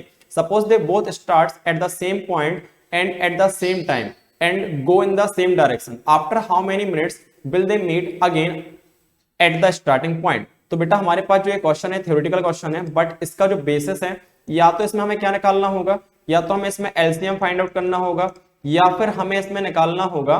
ठीक है, या तो हमें इसमें एलसीएम फाइंड आउट करना होगा या फिर हमें क्या करना होगा या एचसीएफ करना होगा। ठीक है, अब पहले तो हम ये डिसाइड करें कि हम कैसे डिसाइड करें कि भाई साहब हमें एलसीएम यहाँ पे निकालना है या एचसीएफ निकालना है। तो तरीका क्या होता है, तरीका ये होता है, मैंने आपको ऊपर के क्वेश्चंस में समझाया है कि एलसीएम का मतलब क्या होता है। तो एलसीएम का मतलब होता है लोएस्ट कॉमन मल्टीपल। क्या होता है बेटा लोएस्ट कॉमन मल्टीपल। आ रही बात समझ में, क्या मतलब होता है लोएस्ट कॉमन मल्टीपल। ठीक है, अच्छा और आपके पास जो एचसीएफ होता है उसका मतलब क्या होता है, तो एचसीएफ का मतलब होता है हाईएस्ट कॉमन फैक्टर। क्या होता है highest common factors, highest common factor ये होता है इसका मतलब। अब इसमें हम क्या करें, एलसीएम यूज करें या एचसीएफ यूज करें, कैसे हम डिसाइड करते हैं, तो हम बेटा ऐसे डिसाइड करेंगे। देखो जरा यहाँ पे हो क्या रहा है, हो ये रहा है कि एक सर्कुलर पाथ है, एक क्या है सर्कुलर पाथ है और उस सर्कुलर पाथ पे 2 लोग चल रहे हैं। ठीक है, अब एक बंदा ये हो गया और दूसरा बंदा ये हो गया। ठीक है, एक बंदा है एक बंदी है, एक यहाँ पे क्या है, एक यहाँ पे सोनिया की बात हो रही है तो ये बंदी हो गई और दूसरा यहाँ पे कौन है रवि है, ये हो गया। अब यहाँ पे हो ये रहा है कि ये लोग क्या कर रहे हैं, एक राउंड कंप्लीट, मतलब ऐसे ऐसे जाएगा रवि, ऐसे ऐसे ऐसे जाएगा, अब वापस यहीं पे आएगा तो इसका एक राउंड कंप्लीट हो गया, फिर दूसरा राउंड कंप्लीट हो रहा है, फिर तीसरा राउंड कंप्लीट हो रहा है। मतलब यहाँ पे कुछ इस तरीके की बात चल रही है, मतलब फर्स्ट राउंड ठीक है 1 इंटू ऑफ राउंड, एक राउंड हो गया, फिर जब ये 2 राउंड कंप्लीट कर देगा तो क्या हो जाएगा 2 इंटू ऑफ राउंड हो जाएगा या नहीं हो जाएगा, फिर ये 3 राउंड कंप्लीट कर देगा तो ये क्या हो जाएगा 3 इंटू ऑफ राउंड हो जाएगा।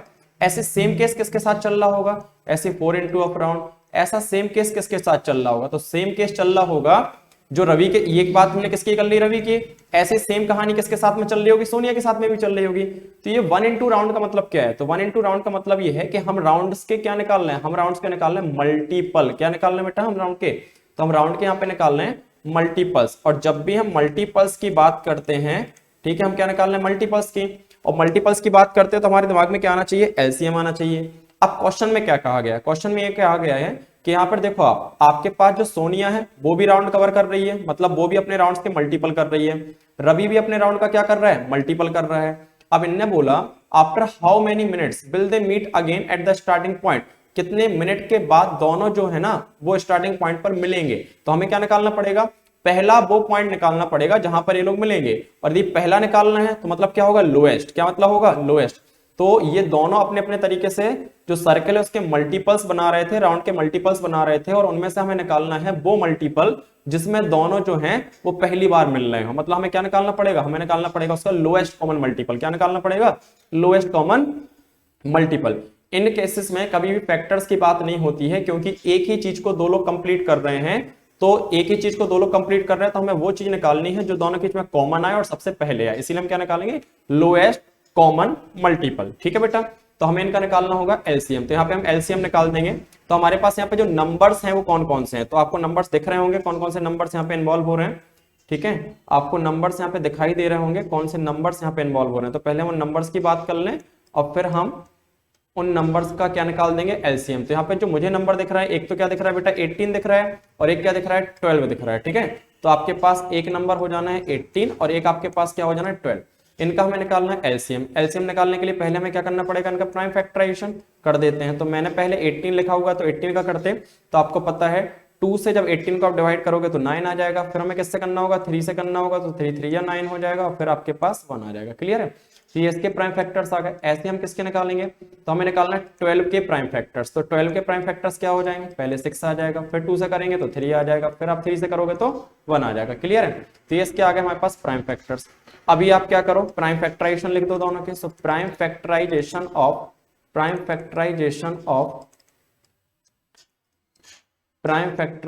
ऑफ किस किस का चाहिए, एक तो हमें 18 का चाहिए और फिर हमें किसका चाहिए, तो फिर हमें चाहिए 12 का। तो 18 का प्राइम फैक्टराइजेशन क्या हो रहा है, तो ये हो रहा है 2 इंटू 3 इंटू 3। ठीक है, और यहाँ पे प्राइम फैक्टराइजेशन क्या हो रहा है, तो 2 into 3।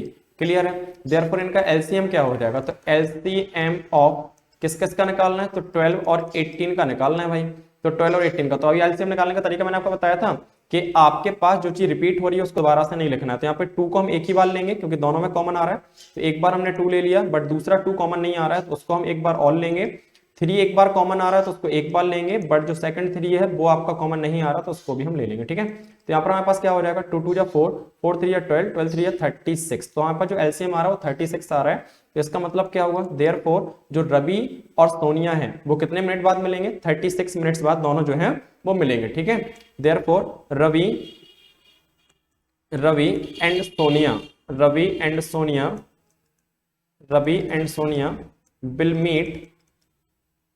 will meet at the starting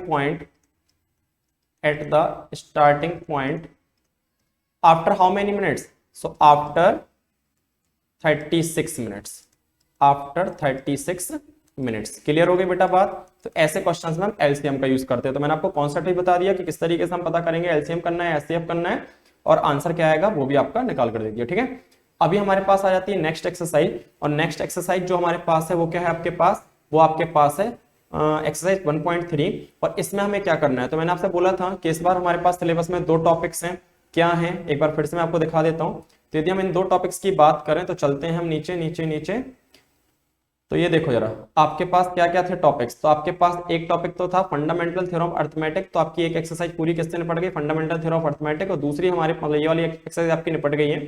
और दूसरी हमारे पास क्या है, रिविजिटिंग ऑफ इरेशनल नंबर्स। ठीक है, तो ये 1.3 है, तो अभी हम 1.3 कर रहे हैं। तो रिविजिटिंग ऑफ इरेशनल नंबर में क्या है, तो बेटा हमारे पास यहाँ पर ये है कि जो इरेशनल नंबर्स है ना उनको हमें कुछ प्रूफ करके दिखाना है कि इरेशनल नंबर है या नहीं है। ठीक है, मतलब जैसे ये √5 है, हमें पता है कि √5 इरेशनल नंबर होता है, बट हमें इसको प्रूफ करके दिखाना होगा कि √5 इरेशनल नंबर होता है तो क्यों होता है। तो बेटा नेक्स्ट क्वेश्चन हमारा क्या है, तो नेक्स्ट क्वेश्चन है check whether 6 to the power n end with the digit 0 for any natural number n।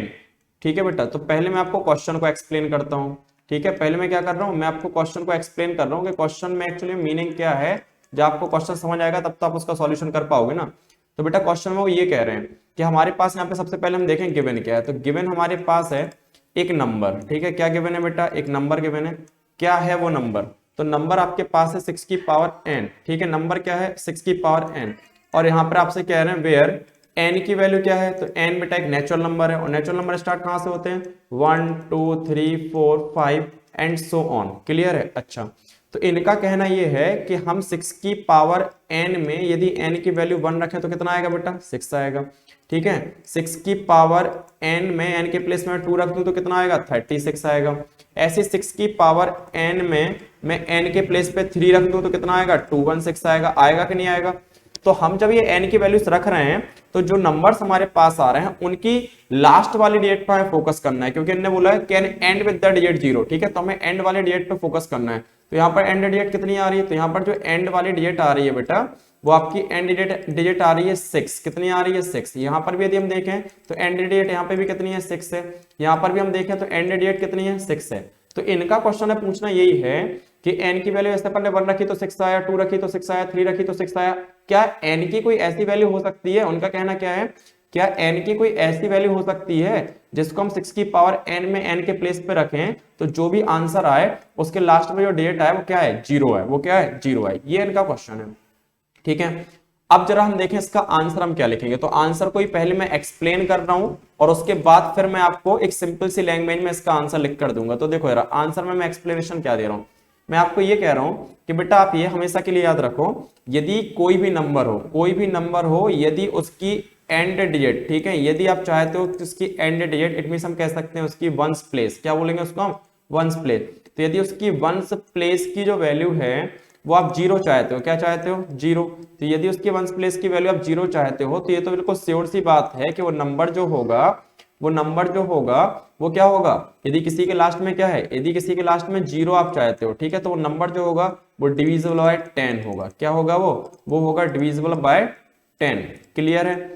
और यदि वो 10 से डिविजिबल होगा तो इसका मतलब ये है इट इज ऑल्सो, वो क्या होगा, it is also divisible by it's factor, it is also divisible by factors of 10, वो क्या होगा 10 के फैक्टर्स से भी डिविजिबल होगा, फैक्टर्स ऑफ 10, फैक्टर्स ऑफ 10 का मतलब क्या है, मतलब वो 2 और 5 से भी क्या होगा डिविजिबल होगा, ठीक है, वो 2 और 5 से भी क्या होगा डिविजिबल होगा।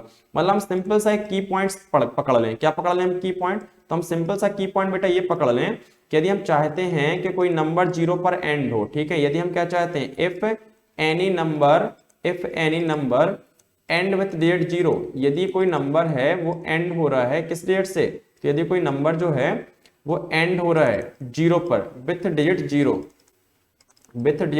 0, तो वो सिंपल सा बात आप समझ लो कि उस नंबर के, ठीक है, उस नंबर के, ठीक है, जो प्राइम फैक्टर्स होने चाहिए वो कितने होने, वो क्या क्या होना चाहिए, तो उस नंबर के प्राइम फैक्टर्स में और कोई भी नंबर्स हो बट उसके प्राइम फैक्टर्स में कंपलसरी है कि 2 और 5 तो होना ही चाहिए, क्या क्या होना चाहिए 2 और 5। यदि उसके फैक्टर में 2 और 5 नहीं है मतलब वो 0 पर खत्म नहीं होगा, और यदि वो 0 पर खत्म नहीं होगा तो हम वही चेक करना चाहते हैं कि 0 पे खत्म हो रहा है कि नहीं हो रहा, ठीक है। तो हमें सिंपल सा कॉन्सेप्ट यहाँ पे ये पकड़ लेना है, क्या पकड़ लेना है, यदि कोई नंबर जो है वो 0 पे खत्म होगा मतलब वो 2 और 5 से डिविजिबल होगा, मतलब उसके प्राइम फैक्टर्स 2 और 5 होने चाहिए। यदि उसके प्राइम फैक्टर्स 2 और 5 नहीं है मतलब उसके आपने प्राइम फैक्टर्स निकाले, यदि उन प्राइम फैक्टर्स में 2 और 5 आ रहा हो तब तो वो 0 पर खत्म होगा, लेकिन यदि उसके प्राइम फैक्टर में 2 और 5 नहीं आ रहा है, और फैक्टर्स तो आ रहे हैं बट 2 और 5 नहीं आ रहे, तो प्राइम फैक्टर यदि 2 और 5 नहीं कंटेन कर रहा है मतलब वो 0 पे खत्म नहीं होगा। समझ आ गई आपको बात। अच्छा, अभी हम लोग जरा इसी का आंसर लिख लेते हैं कि किस तरीके से हमें इसका आंसर लिखना है। तो मैं आपको लिख कर दे देता हूं एक सिंपल सा आंसर कि आपको पेपर में आंसर क्या लिख कर आना है, ठीक है। तो आप पेपर में आंसर ये लिखेंगे, आप लिखेंगे if any number and with digit 0, and with digit, मैं आपको पहले बोल चुका हूं थोड़ा सा राइटिंग का इश्यू है, विथ डिजिट 0, ठीक है, and with digit 0, it should be divisible by 10, ठीक है, that is prime fact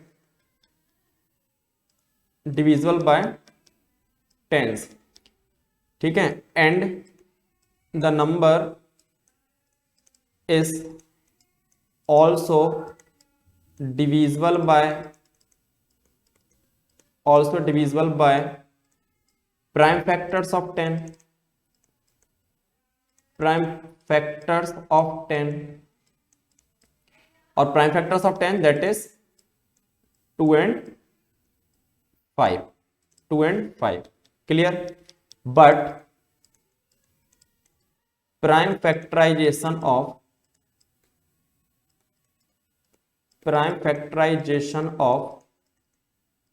6 to the power n is equals to 2 into 3 to the power n, ठीक है। आप देख रहे हो जो 6 का प्राइम फैक्टराइजेशन आया वो क्या है, उसमें जो प्राइम फैक्टर्स आए वो क्या है, वो आए हैं 2 और 3। क्या 2 और 5 है, 2 और 5 नहीं है। दैट इज या ऐसा लिख दो आप, as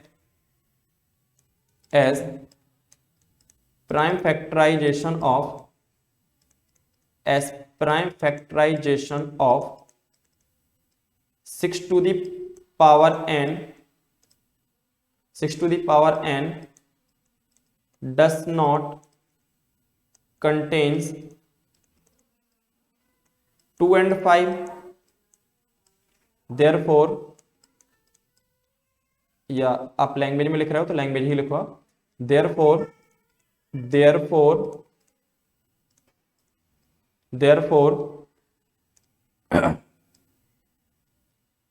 6 cannot end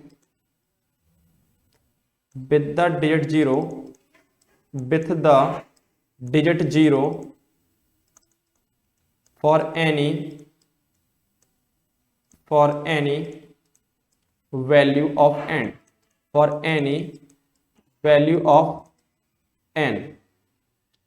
or we can say for any value of n, और हम ऐसा भी लिख सकते हैं for any natural number n, for any, जो उसने क्वेश्चन में लिखा था वैसे आप लिख दो, for any natural number n,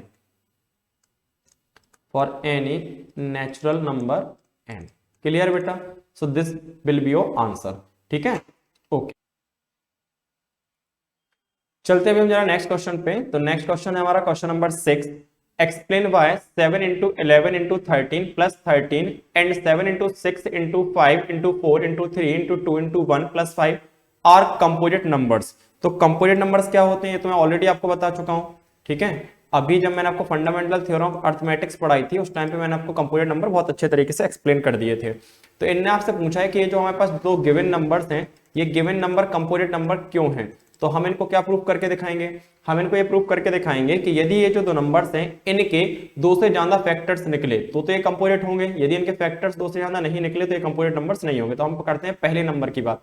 तो गिवन हमारे पास जो पहला नंबर है वो है 7 into of 11 into of 13 plus of 13, ये आपके पास नंबर है, ठीक है।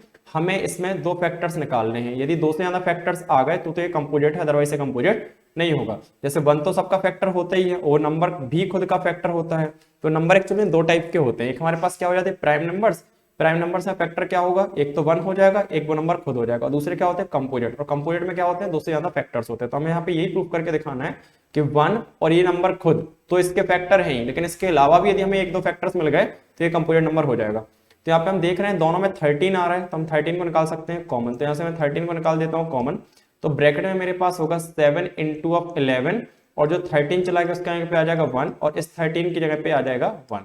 क्लियर है। अच्छा अब ये 13 जो आपका लिखा रहा है उसको एज इट इज लिखा रहने देते हैं। 7 into 11 करेंगे तो हमारे पास हो जाना है 77, ठीक है। 7 into 11 into 1 ये कितना हो जाएगा 77, प्लस में हमारे पास क्या है 1 है, तो आपके पास ये हो गया 13 इंटू में 77 प्लस 1 क्या हो जाएगा 78।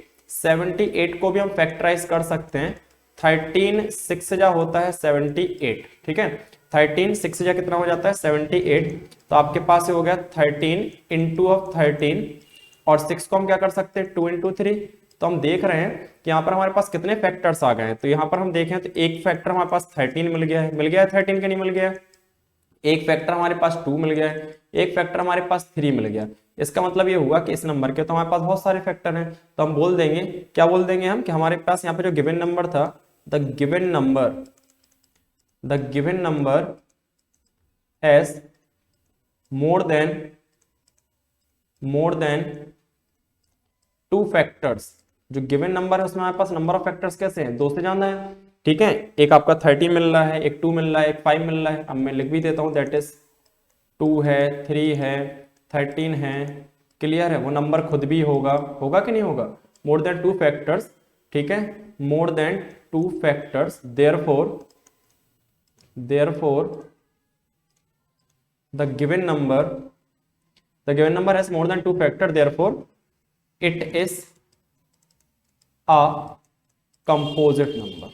ये क्या हो जाएगा बेटा, ये हो जाएगा एक कंपोजिट नंबर। क्लियर है, तो समझ आ गई आपको बात। इस तरीके से प्रूफ करके दिखाना है कि जो नंबर हमारे पास है जिसमें 2 से ज्यादा फैक्टर्स निकल रहे हैं, मतलब कंपोजिट नंबर हो जाएगा।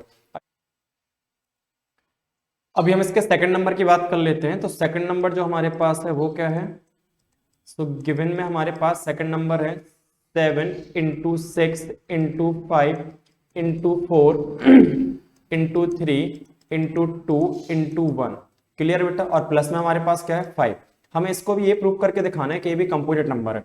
तो हम देख रहे हैं कि 5 तो हमारे पास देखो एक इधर आ रहा है और एक आपके पास 5 इधर है, तो हम 5 को कॉमन कर सकते हैं। तो 5 को हम कर लेते हैं कॉमन, तो ब्रैकेट में क्या हो जाएगा 7 into 6 into 4 into 3 into 2 into 1, और प्लस में क्या आ जाएगा बेटा, प्लस में हमारे पास आ जाएगा 1। ठीक है, क्योंकि 5 को हमने कॉमन निकाल दिया है, तो 5 का भी कॉमन निकाल दिया, तो उसके प्लेस पे क्या आ जाएगा 1 आ जाएगा। ठीक है, अच्छा अभी देखो आप इस 5 को तो हम 5 लिखा रहने देंगे, इस 5 को हम क्या करेंगे, इस 5 को हम 5 लिखा रहने देंगे, और ब्रैकेट में हमारे पास जो आ रहा है उसको हम मल्टीप्लाई करें। तो हम मल्टीप्लाई करें तो हमारे पास कितना आ जाएगा, 7 इंटू 6 करोगे तो 42 आ गया। ठीक है बेटा, 4 इंटू 3 इंटू 2 करोगे, 4 3 या 12, 12 2 या 24 आ गया। प्लस में हमारे पास क्या है 1 है। ठीक है, यहाँ पर यदि हम देखें तो ये 5 आपके पास एज अ फैक्टर है, और 42 इंटू 24 का हम मल्टीप्लाई कर लेते हैं, यहाँ कर लेते हैं हम लोग रफ में। तो 42 इंटू ऑफ 24 का हमें मल्टीप्लिकेशन करना है। सो 4 2 जा, पहले 4 से कर लेते हैं, तो 4 2 जा 8, 4 4 जा 16, फिर हम कर देते हैं 2 से, 2 2 जा 4, 2 4 जा 8। क्लियर है बेटा, तो आपके पास ये क्या आ जाएगा 8 आ गया, ये आपके पास 10 आ गया, ये आपके पास क्या आ जाएगा अगेन आपके पास 10 आ जाएगा, और ये 1 आ जाएगा। ठीक है, तो ये कितना हो गया आपके पास तो ये हो जाएगा 1008, और प्लस में हमारे पास क्या है बेटा 1 है। इट मीन हमारे पास ये कितना हो जाना, तो ये हो जाना है 5 इंटू ऑफ 1009। क्या हो गया 5 इंटू 1009। तो यहाँ पर भी हम इजिली देख पा रहे हैं कि इसमें भी हमारे पास फैक्टर्स निकल रहे हैं। ठीक है, तो आप बोल दोगे द गिवन नंबर, आप क्या बोलोगे, द गिवन नंबर, जो आपके पास नंबर गिवन था, has more than 2 factors, has more than 2 factors. इसमें भी क्या है बेटा, हैज मोर देन 2 फैक्टर्स। और इसमें यदि 2 से ज्यादा फैक्टर्स हैं, कौन कौन से हैं वो फैक्टर्स, तो मुझे दिख रहे हैं, दैट इज 5 हो गया, और एक आपके पास 1009 हो गया। ठीक है, और यदि इसमें मोर देन 2 फैक्टर्स हैं, therefore it is a composite number, therefore it is a composite number. तो ये भी आपने प्रूव कर दिया कि ये क्या है आपका कंपोजिट नंबर है। क्लियर है, ठीक है, तो ये आपके पास हो गया आपका कंपोजिट नंबर। तो ये दोनों प्रूव हो गए। नेक्स्ट क्वेश्चन देखिए क्या है, तो नेक्स्ट क्वेश्चन हमारे पास है, there is a circular path, there is a circular path around a sports field. ठीक है, Sonia takes 80 minutes to drive 1 round of the field while Ravi takes 12 minutes for the same. Suppose they both starts at the same point and at the same time and go in the same direction. After how many minutes will they meet again at the starting point? तो बेटा हमारे पास जो ये question है theoretical question है, but इसका जो basis है, या तो इसमें हमें क्या निकालना होगा, या तो हमें इसमें एलसीएम फाइंड आउट करना होगा, या फिर हमें इसमें निकालना होगा। ठीक है, या तो हमें इसमें एलसीएम फाइंड आउट करना होगा, या फिर हमें क्या करना होगा, या एचसीएफ करना होगा। ठीक है, अब पहले तो हम ये डिसाइड करें कि हम कैसे डिसाइड करें कि भाई साहब हमें एलसीएम यहाँ पे निकालना है या एचसीएफ निकालना है। तो तरीका क्या होता है, तरीका ये होता है, मैंने आपको ऊपर के क्वेश्चंस में समझाया है कि एलसीएम का मतलब क्या होता है। तो एलसीएम का मतलब होता है लोएस्ट कॉमन मल्टीपल। क्या होता है बेटा, लोएस्ट कॉमन मल्टीपल। आ रही बात समझ में, क्या मतलब होता है लोएस्ट कॉमन मल्टीपल। ठीक है, अच्छा, और आपके पास जो एचसीएफ होता है उसका मतलब क्या होता है, तो एचसीएफ का मतलब होता है हाईएस्ट कॉमन फैक्टर। क्या होता है, highest common factors, highest common factor, ये होता है इसका मतलब। अब इसमें हम क्या करें, एलसीएम यूज करें या एचसीएफ यूज करें, कैसे हम डिसाइड करते हैं, तो हम बेटा ऐसे डिसाइड करेंगे। देखो जरा यहाँ पे हो क्या रहा है, हो ये रहा है कि एक सर्कुलर पाथ है, एक क्या है सर्कुलर पाथ है, और उस सर्कुलर पाथ पे 2 लोग चल रहे हैं। ठीक है, अब एक बंदा ये हो गया और दूसरा बंदा ये हो गया। ठीक है, एक बंदा है एक बंदी है, एक यहाँ पे क्या है एक यहाँ पे सोनिया की बात हो रही है तो ये बंदी हो गई, और दूसरा यहाँ पे कौन है, रवि है, ये हो गया। अब यहाँ पे हो ये रहा है कि ये लोग क्या कर रहे हैं, एक राउंड कंप्लीट, मतलब ये ऐसे ऐसे जाएगा, रवि ऐसे ऐसे ऐसे ऐसे जाएगा, अब वापस यहीं पे आएगा, तो इसका एक राउंड कंप्लीट हो गया, फिर दूसरा राउंड कंप्लीट हो रहा है, फिर तीसरा राउंड कंप्लीट हो रहा है, मतलब यहाँ पे कुछ इस तरीके की बात चल रही है। मतलब फर्स्ट राउंड, ठीक है, 1 इंटू ऑफ राउंड, एक राउंड हो गया, फिर जब ये 2 राउंड कंप्लीट कर देगा तो क्या हो जाएगा, 2 इंटू ऑफ राउंड हो जाएगा या नहीं हो जाएगा, फिर ये 3 राउंड कंप्लीट कर देगा तो ये क्या हो जाएगा, 3 इंटू ऑफ राउंड हो जाएगा। ऐसे सेम केस किसके साथ चल रहा होगा, ऐसे 4 इंटू ऑफ राउंड, ऐसा सेम केस किसके साथ चल रहा होगा, तो सेम केस चल रहा होगा जो रवि के, ये बात हमने किसकी कर ली, रवि की, ऐसे सेम कहानी किसके साथ में चल रही होगी, सोनिया के साथ में भी चल रही होगी। तो ये 1 इंटू राउंड का मतलब क्या है, तो 1 इंटू राउंड का मतलब ये है कि हम राउंड्स के क्या निकाल रहे हैं, हम राउंड्स के निकाल रहे हैं मल्टीपल, क्या निकाल रहे हैं बेटा हम राउंड के, तो हम राउंड के यहाँ पे निकाल रहे हैं मल्टीपल्स, और जब भी हम मल्टीपल्स की बात करते हैं, ठीक है, हम क्या निकाल रहे हैं, मल्टीपल्स की, और मल्टीपल्स की बात करते हैं तो हमारे दिमाग में क्या आना चाहिए, एलसीएम आना चाहिए। अब क्वेश्चन में क्या कहा गया है, क्वेश्चन में ये कहा गया है कि यहाँ पर देखो आपके पास जो सोनिया है वो भी राउंड कवर कर रही है, मतलब वो भी अपने राउंड्स के मल्टीपल कर रही है, रवि भी अपने राउंड का क्या कर रहा है, मल्टीपल कर रहा है। अब इनने बोला after how many minutes will they meet again at the starting point, कितने मिनट के बाद दोनों जो है ना वो स्टार्टिंग पॉइंट पर मिलेंगे, तो हमें क्या निकालना पड़ेगा, पहला वो पॉइंट निकालना पड़ेगा जहां पर ये लोग मिलेंगे, और यदि पहला निकालना है तो मतलब क्या होगा, लोएस्ट, क्या मतलब होगा, लोएस्ट। तो ये दोनों अपने अपने तरीके से जो सर्कल है उसके मल्टीपल्स बना रहे थे, राउंड के मल्टीपल्स बना रहे थे, और उनमें से हमें निकालना है वो मल्टीपल जिसमें दोनों जो हैं वो पहली बार मिल रहे हो, मतलब हमें क्या निकालना पड़ेगा, हमें निकालना पड़ेगा उसका लोएस्ट कॉमन मल्टीपल, क्या निकालना पड़ेगा, लोएस्ट कॉमन मल्टीपल। इन केसेस में कभी भी फैक्टर्स की बात नहीं होती है, क्योंकि एक ही चीज को दो लोग कंप्लीट कर रहे हैं, तो एक ही चीज को दो लोग कंप्लीट कर रहे हैं तो हमें वो चीज निकालनी है जो दोनों के बीच में कॉमन आए और सबसे पहले आए, इसीलिए हम क्या निकालेंगे, लोएस्ट कॉमन मल्टीपल, ठीक है बेटा। तो हमें इनका निकालना होगा एलसीएम, तो यहाँ पे हम एलसीएम निकाल देंगे। तो हमारे पास यहाँ पे जो नंबर्स हैं वो कौन कौन से हैं, तो आपको नंबर्स दिख रहे होंगे कौन कौन से नंबर्स यहाँ पे इन्वॉल्व हो रहे हैं, ठीक है, आपको नंबर्स यहाँ पे दिखाई दे रहे होंगे कौन से नंबर्स यहाँ पे इन्वॉल्व हो रहे हैं। तो पहले हम उन नंबर्स की बात कर लें और फिर हम उन नंबर्स का क्या निकाल देंगे, एलसीएम। तो यहाँ पे जो मुझे नंबर दिख रहा है, एक तो क्या दिख रहा है बेटा 18 दिख रहा है, और एक क्या दिख रहा है 12 दिख रहा है, ठीक है। तो आपके पास एक नंबर हो जाना है 18 और एक आपके पास क्या हो जाना है 12, इनका हमें निकालना है एलसीएम। एलसीएम निकालने के लिए पहले हमें क्या करना पड़ेगा, इनका प्राइम फैक्टराइजेशन कर देते हैं। तो मैंने पहले 18 लिखा हुआ तो 18 का करते, तो आपको पता है 2 से जब 18 को आप डिवाइड करोगे तो 9 आ जाएगा, फिर हमें किससे करना होगा, 3 से करना होगा, तो 3 3 या 9 हो जाएगा, और फिर आपके पास 1 आ जाएगा, क्लियर है। तो ये इसके प्राइम फैक्टर्स आ गए। ऐसे हम किसके निकालेंगे, तो हमें निकालना है 12 के प्राइम फैक्टर्स। तो 12 के प्राइम फैक्टर्स क्या हो जाएंगे, पहले 6 आ जाएगा, फिर 2 से करेंगे तो 3 आ जाएगा, फिर आप 3 से करोगे तो 1 आ जाएगा, क्लियर है। तो ये इसके आगे हमारे पास प्राइम फैक्टर्स। अभी आप क्या करो, प्राइम फैक्टराइजेशन लिख दो दोनों के। सो प्राइम फैक्टराइजेशन ऑफ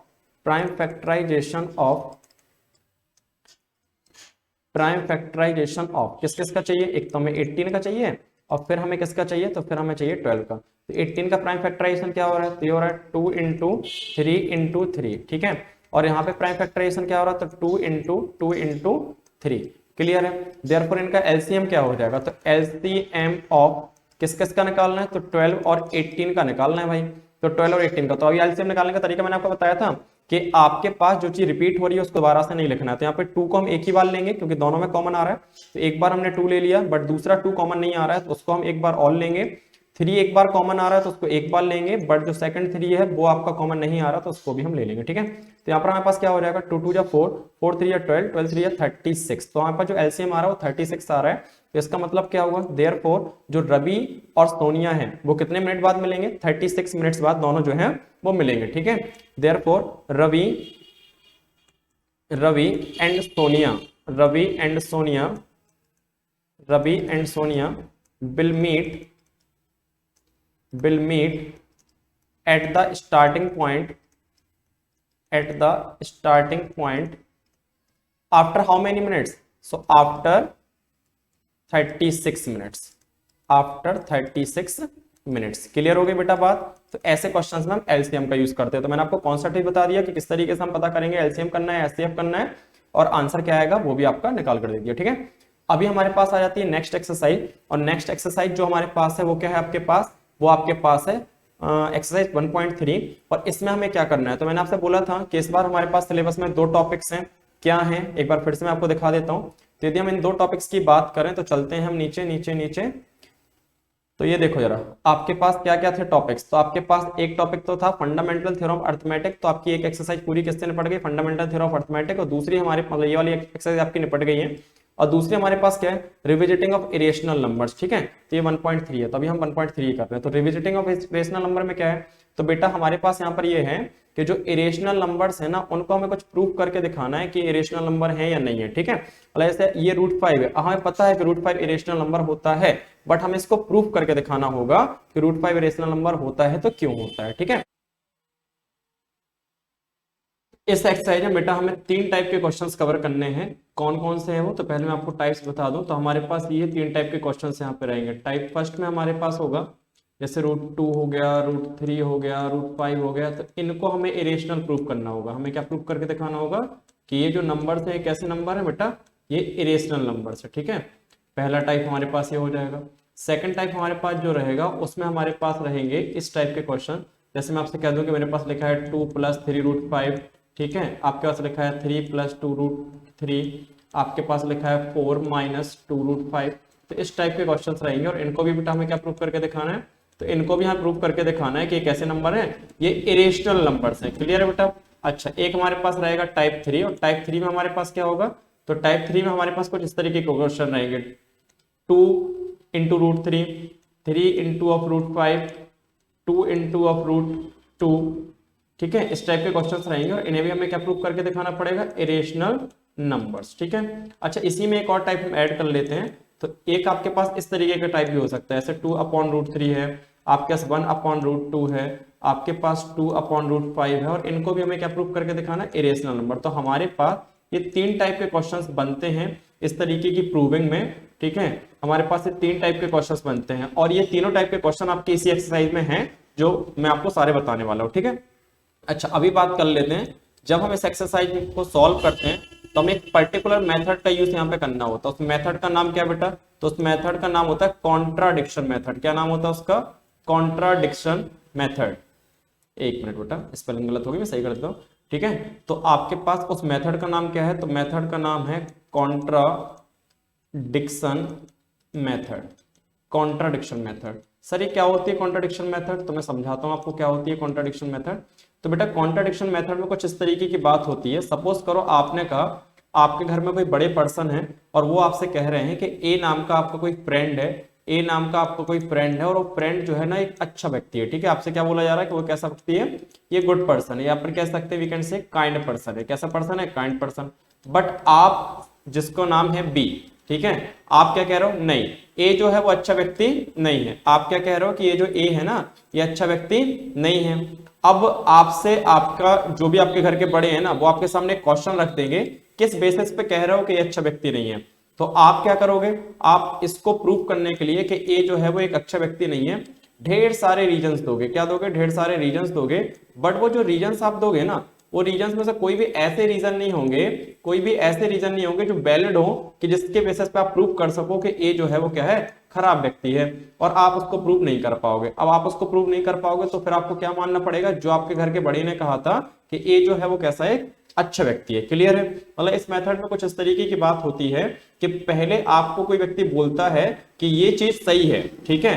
एग्जाम्पल के तौर पे मैं बोल दूं कि कोई एक व्यक्ति बोले कि √5 जो है वो इरेशनल नंबर है। वो कैसा नंबर है बेटा, इरेशनल नंबर। बट हम उसको प्रूव करने की कोशिश करें कि √5 इरेशनल नहीं है। √5 कैसा है, आप कहो जी नहीं √5 इरेशनल नहीं है, √5 कैसा है, रेशनल है। और हम पूरी कोशिश करें उसे प्रूव करने की, और आखिरी में हम जब उसको प्रूव ना कर पाए तो हम एक्सेप्ट कर लें कि √5 कैसा है, इरेशनल नंबर है। क्लियर बेटा। तो इस तरीके की मेथड को हम क्या बोलते हैं, इस तरीके के मेथड को हम बोलते हैं कॉन्ट्राडिक्शन मेथड। कौन सी मेथड बोलते हैं बेटा, कॉन्ट्राडिक्शन मेथड। तो कॉन्ट्राडिक्शन मेथड एक कैसी मेथड है, ऐसी मेथड है कि जिसमें हम पहले किसी सही चीज को गलत प्रूव करने की कोशिश करते हैं, पूरे फैक्ट्स बताते हैं, लेकिन जब उन फैक्ट्स के अकॉर्डिंग हम उसमें सही फिट नहीं होते हैं तो हम एक्सेप्ट कर लेते हैं कि जो हम बात कह रहे थे बात गलत है, और जो आपसे प्रूव करने के लिए बोला जा रहा था वो प्रूव एकदम सही है। समझ गया मेरी बात। अभी हम सॉल्व करते हैं हमारे क्वेश्चन को। तो हमारा क्वेश्चन जो है उसमें क्या है बेटा, हमें प्रूव करके दिखाना है कि √5 जो है वो कैसा है, इरेशनल। ये हमारे टाइप 1 का क्वेश्चन हो जाएगा, ठीक है बेटा।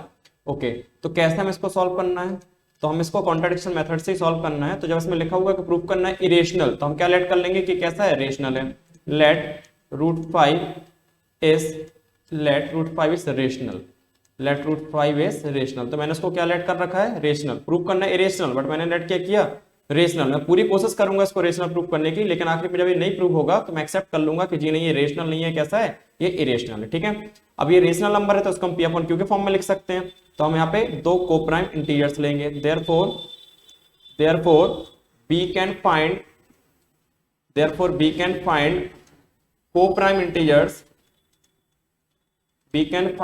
co-prime integers, a and b, co-prime integers a and b, such that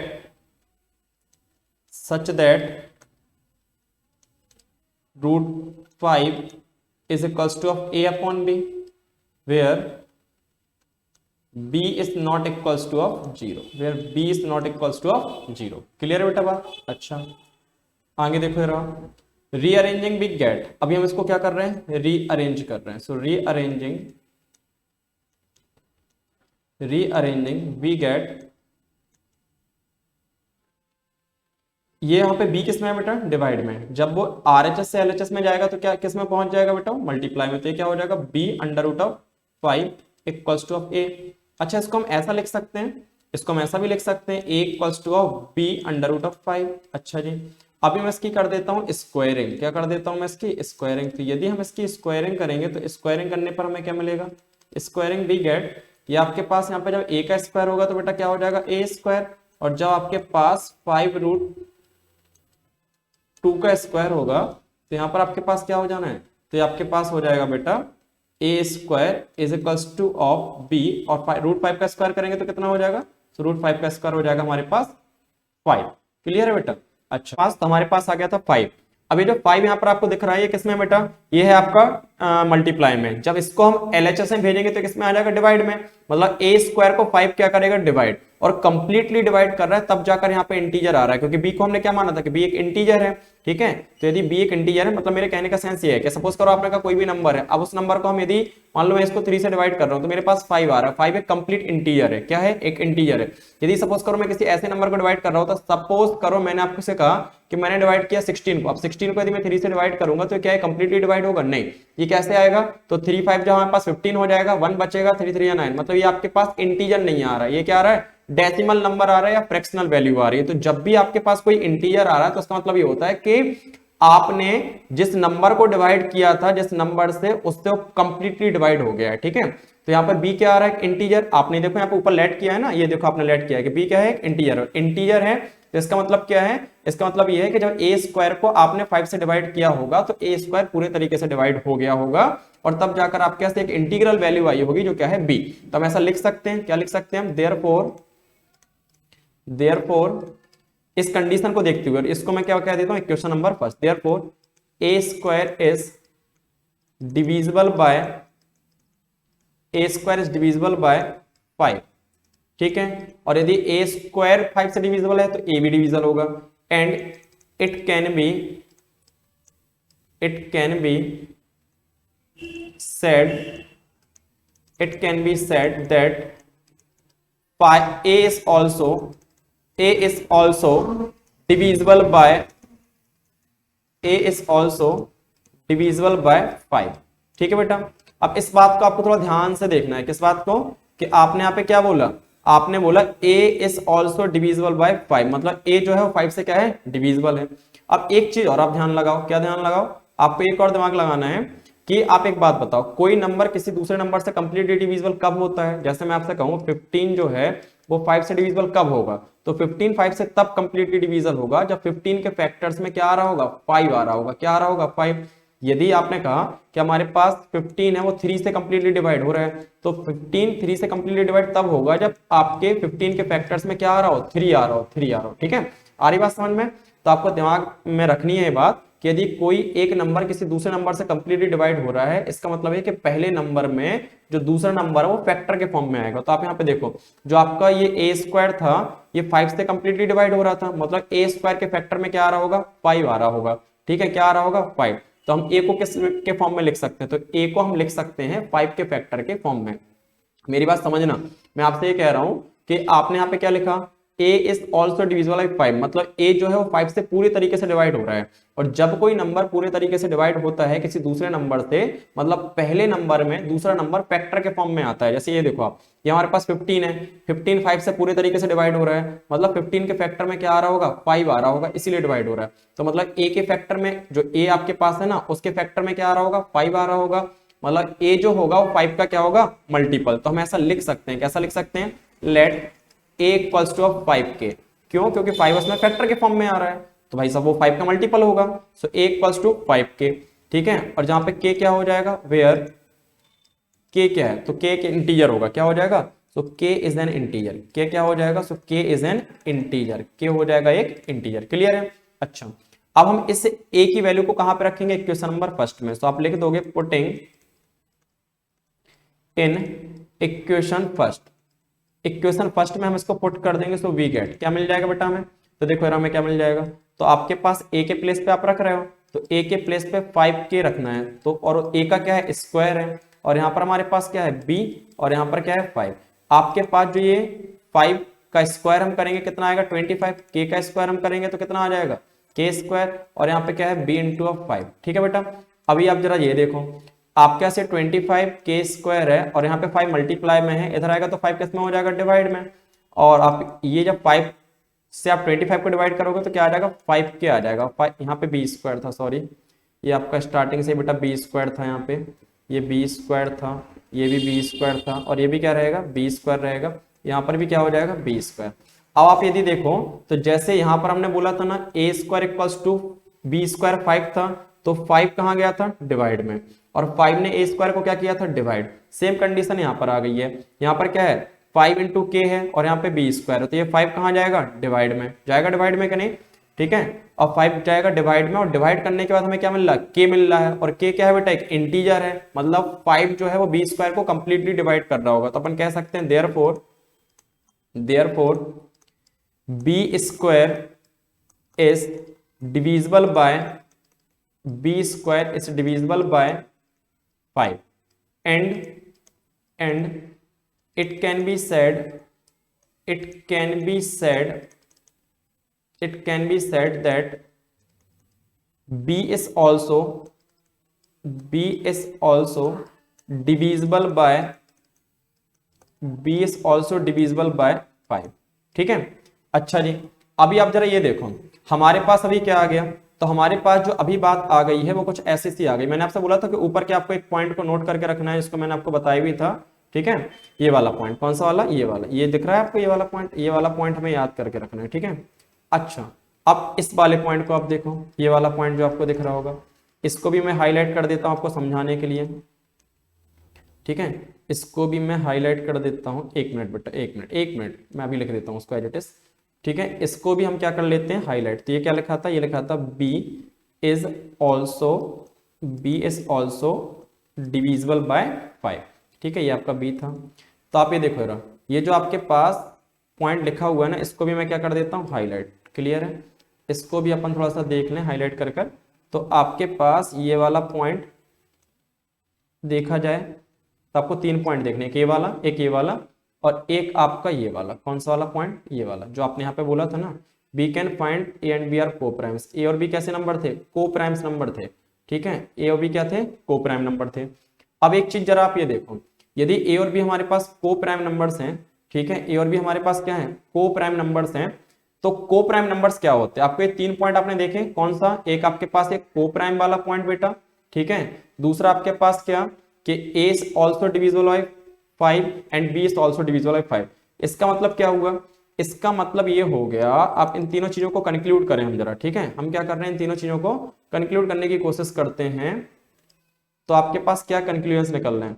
तो आपके पास एक बात आप कह रहे हो कि a एंड b आर को प्राइम, ये कैसे हैं, को प्राइम है, ठीक है। और दूसरी बात आप क्या कह रहे हो, a and b are divisible by 5, a and b are divisible by 5, यही कह रहे हैं आपके, नहीं कह रहे हैं, ठीक है। तो बेटा बात क्या हो रही, बात ये हो रही है कि यदि कोई 2 नंबर को प्राइम है तो उनके बीच में केवल जो कॉमन फैक्टर होता है वो क्या होता है, 1। क्या होता है, 1 होता है, ठीक है। मतलब इनके ए और बी के बीच में जो कॉमन फैक्टर होना चाहिए था, वो कॉमन फैक्टर क्या होना चाहिए था, तो कॉमन फैक्टर होना चाहिए था केवल 1। बट यहाँ तो भाई से एक और कॉमन फैक्टर आ गया, क्या आ गया 5, क्या आ गया कॉमन फैक्टर 5, जो नहीं आना चाहिए था।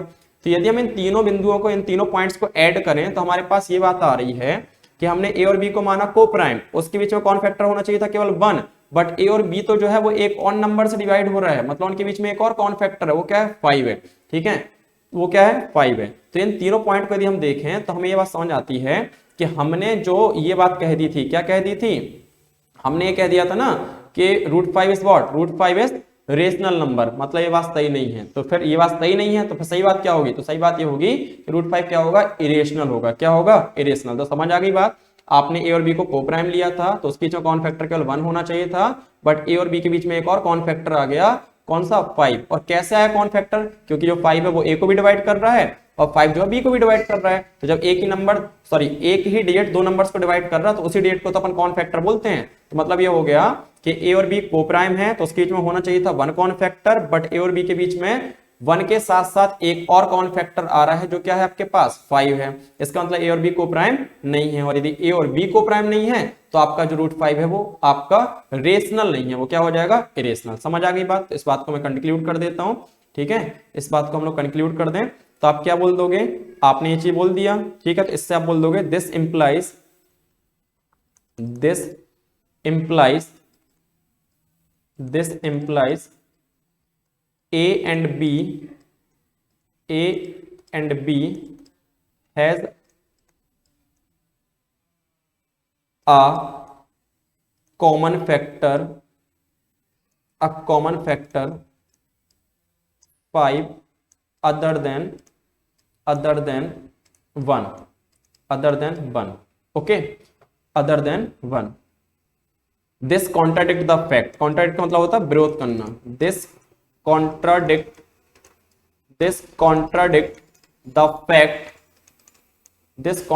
the fact that A and B are co-prime, मतलब ये इस बात का विरोध कर रहा है कि और बी क्या है को-प्राइम, क्योंकि को-प्राइम के तो कौन फैक्टर केवल 1 आता है, तो इस बात का क्या कर रहे हैं, विरोध कर रहे हैं। तो आप बोल दोगे, क्या बोल दोगे, हेंस √5 इज इरेशनल, क्या बोल दोगे आप, √5 इज इरेशनल। हम एक और पॉइंट भी यहाँ पे ऐड कर सकते थे, this contradiction is arisen because of our wrong assumption that √5 is rational, hence √5 is irrational, but ज्यादा लैंग्वेज बढ़ाने की जरूरत नहीं है, ठीक है। तो ये रहा आपका सॉल्यूशन, वैसे इतना बड़ा हो गया है और लैंग्वेज बढ़ाकर हम क्या करेंगे, ठीक है। तो आपको पहले क्या करना है, आपको पहले लेट करना है कि √5 इरेशनल नहीं है, कैसा है, रेशनल है। क्वेश्चन में क्या प्रूफ करना है, क्वेश्चन में प्रूफ करना है को कैसा होना चाहिए, इरेशनल। तो आप पहले क्या लेट कर लोगे कि ये कैसा है, रेशनल है। फिर आप को प्राइम नंबर्स में लेट करोगे, और को प्राइम नंबर्स क्या होते हैं, जिनके कौन फैक्टर केवल 1 हो, बट जब आप इनको आगे प्रोसीड करोगे तो आपको मिलेगा कि जो हमने को प्राइम नंबर ए और बी सपोज किए थे उनमें 1 के अलावा एक और कौन फैक्टर जो क्या है 5 है, इसीलिए ए और बी को प्राइम नहीं है, और ए और बी यदि को प्राइम नहीं है तो √5 जो है वो रेशनल नंबर नहीं है, वो कैसा नंबर है, इरेशनल है, ठीक है। तो ये बात आपकी प्रूव हो गई, ठीक है। So this was your first type. अभी चलते हैं हम जरा सेकंड टाइप पे। तो सेकंड टाइप में हमारे पास क्वेश्चन क्या है, तो मैंने आपको टाइप्स ऑलरेडी ऊपर डिस्कस कर दिए थे। तो सेकंड टाइप सबसे बड़ा टाइप बेटा फर्स्ट ही है, बाकी सब में हमें इतना लिखने की जरूरत नहीं है, क्लियर है। अब जरा सेकंड टाइप देखें, प्रूव दैट 3 + 2√5 इज इरेशनल। इस बार हमें ये प्रूव करके दिखाना है कि 3 + 2√5 कैसा होना चाहिए, इरेशनल। सेम प्रोसीडिंग करेंगे, हम क्या लिखेंगे, लेट 3 + 2√5 इज रेशनल। हम क्या मान लेंगे कि रेशनल है, इरेशनल नहीं है, कैसा है, रेशनल है। फिर से हम वही लिखेंगे, therefore we can find co-prime integers,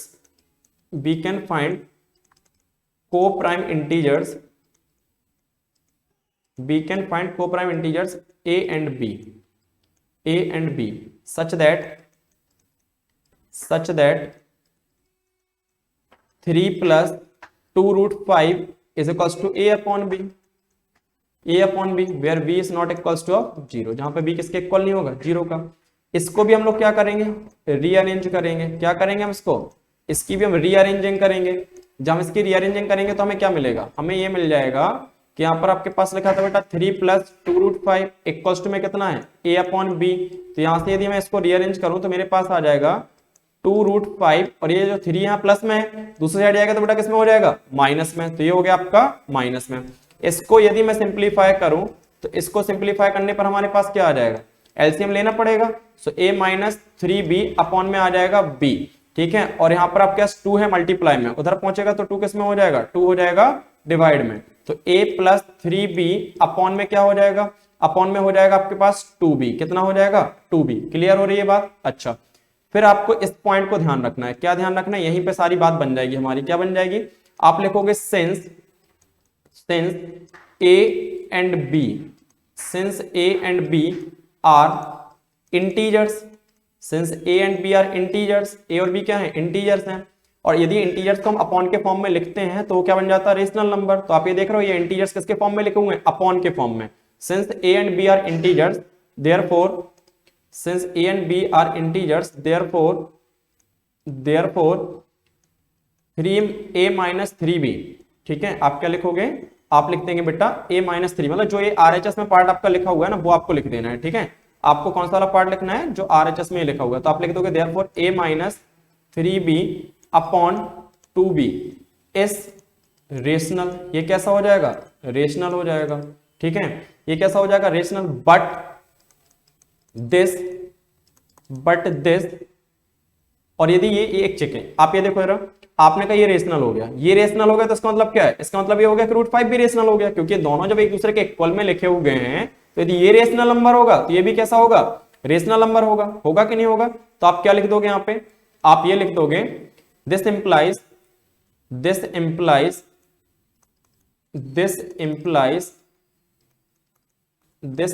that √5 is rational, √5 is rational, √5 is rational। But अभी हम लोग ने प्रूव किया ना, तो आप बोल दोगे but this contradict the fact that √5 is irrational, क्योंकि हम लोग ने तो प्रूव करके बैठे हैं कि √5 कैसा बेटा, इरेशनल है, √5 इज इरेशनल। तो आप इसमें भी क्या लिख दोगे, सेम कहानी। हेंस क्या नंबर था हमारा नंबर था बेटा 3 + 2√5। क्या था आपका नंबर, नंबर था 3 + 2√5। क्लियर है, is irrational. Hence 3 + 2√5 is irrational. कैसा हो जाएगा ये आपका इरेशनल हो जाएगा। समझ आ गई बेटा मेरी बात? सो this is your second type, ठीक है। फिर से एक बार रिपीट कर देता हूं। सबसे पहले आपने लेट किया कि ये कैसा है, रेशनल है, तो हम यहाँ पे को प्राइम नंबर्स फाइंड आउट कर सकते हैं, जो एक a है दूसरा b है। और यदि a और b हमें मिल गए तो जो नंबर है उसको हम a और b के फॉर्म में लिख सकते हैं, जहाँ पे b ≠ = 0 होगा। रीअरेंजमेंट करना है, और रीअरेंजमेंट करने के बाद ध्यान रखना है यहाँ पे चाहे प्लस साइन हो चाहे माइनस साइन, हमें केवल रूट वाला टर्म जो है LHS में बचाना है, बाकी सारे टर्म्स को हमें कहाँ भेज देना है, RHS में भेज देना है। और RHS में भेजने के बाद हम क्या बोलेंगे कि यहाँ पे सारे टर्म जो है वो a और b हैं, और a और b को अपॉन के फॉर्म में हम लिखेंगे तो ये क्या हो जाएगा, रेशनल नंबर। और यदि ये रेशनल नंबर हो जाएगा तो सामने वाला भी रेशनल नंबर, बट सामने वाले को तो हम प्रूफ करके बैठे हैं कि वो रेशनल नंबर नहीं है, वो कैसा है, इरेशनल नंबर है। और यदि ये इरेशनल नंबर है तो इसका मतलब ये है कि हमने जो ये माना था कि ये वाला जो नंबर है वो कौन सा है, वो रेशनल है, वो रेशनल नहीं है। वो कौन सा हो जाएगा बेटा, वो इरेशनल हो जाएगा। बस ये बात आपको लिख के बता देनी है। अब बहुत सारे बच्चे मुझसे पूछते हैं कि क्या सर हम इस क्वेश्चन को जब प्रूफ करेंगे तब हमें ये भी प्रूफ करके बताना पड़ेगा कि √5 जो है वो इरेशनल है? जी नहीं, आपको ये प्रूफ करके नहीं बताना है, जितना मैंने लिख कर दिया है उतना ही आपको लिख कर आना है पेपर में, that's all. Okay, now come to next one. So next question is what, so next question involve the third type of this exercise. So third type हमारे पास क्या बेटा, इसमें मैंने आपसे बोला था कि जो नंबर्स रहेंगे या जो इरेशनल नंबर्स रहेंगे वो या तो मल्टीप्लाई के फॉर्म में रहेंगे, तो यहाँ पे देखिए मल्टीप्लाई के फॉर्म में, और यहाँ पे किसमें, डिवाइड के फॉर्म में, ठीक है। तो मैं आपको एक डिवाइड का करवा देता हूं और एक मैं आपको मल्टीप्लाई का करवा देता हूं, ठीक है। फिर भी कोई डाउट्स हो तो आप कमेंट्स में बता दीजिए, आपको सॉल्यूशन मिल जाएंगे। Clear? So first question is what, तो फर्स्ट हमारे पास यहाँ पर है 1/√2। क्या है बेटा, 1/√2। फिर से हम वैसी प्रोसीडिंग करेंगे, हम क्या लिख लेंगे, लेट 1/√2 इज रेशनल। क्या मान लेंगे हम कि ये जो नंबर हमारे पास है इरेशनल नहीं है, कैसा है, रेशनल नंबर है। तो फिर हम यहाँ पे क्या लेट, जब हमने लेट कर लिया तो फिर हम यहाँ पे क्या करेंगे, therefore we can find co-prime integers,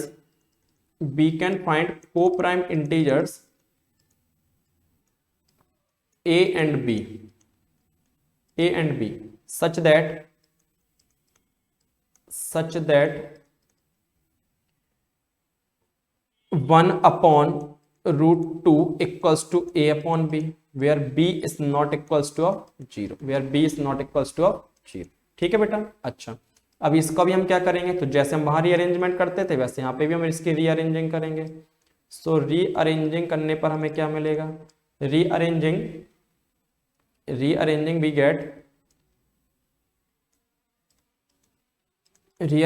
gate क्या मिल जाएगा बेटा हमें। सो आप देखो इसको रीअरेंजमेंट कर रहा हूं मैं, तो इसको यदि मैं रीअरेंजमेंट करूंगा तो मेरे पास क्या आ जाएगा, मेरे पास ये आ जाएगा, ये कुछ ऐसा सा हो जाएगा। देखो आप जरा, मैं आपको बिल्कुल सिंप्लीफाई करके दिखाता हूँ। आपका 1 इंटू बी होगा कि नहीं, और यहाँ पे हो जाएगा रूट 2 इंटू ए, क्या हो जाएगा, root 2 into a equals to 1 into of b. ठीक है, तो ये आप रूट 2 को बेटा यहीं छोड़ दो और ये हमारे पास हो जाएगा बी अपॉन ए, हो जाएगा बी अपॉन ए। अच्छा, अब आप ये देखो, since a and b are integers, a और b क्या है बेटा, इंटीजर्स हैं, therefore b upon a is a rational number. ये क्या हो जाएगा, एक रेशनल नंबर हो जाएगा। और इसका मतलब क्या हुआ, दिस इंप्लाइज किसके सामने वाला लिखा हुआ नंबर भी क्या हो जाएगा, दिस इंप्लाइज दैट, इसके सामने क्या लिखा हुआ है, ये क्वेश्चन आपको हमेशा याद रखने, ठीक है। This implies that root 2 is rational, ठीक है। बट दिस कॉन्ट्राडिक्ट्स द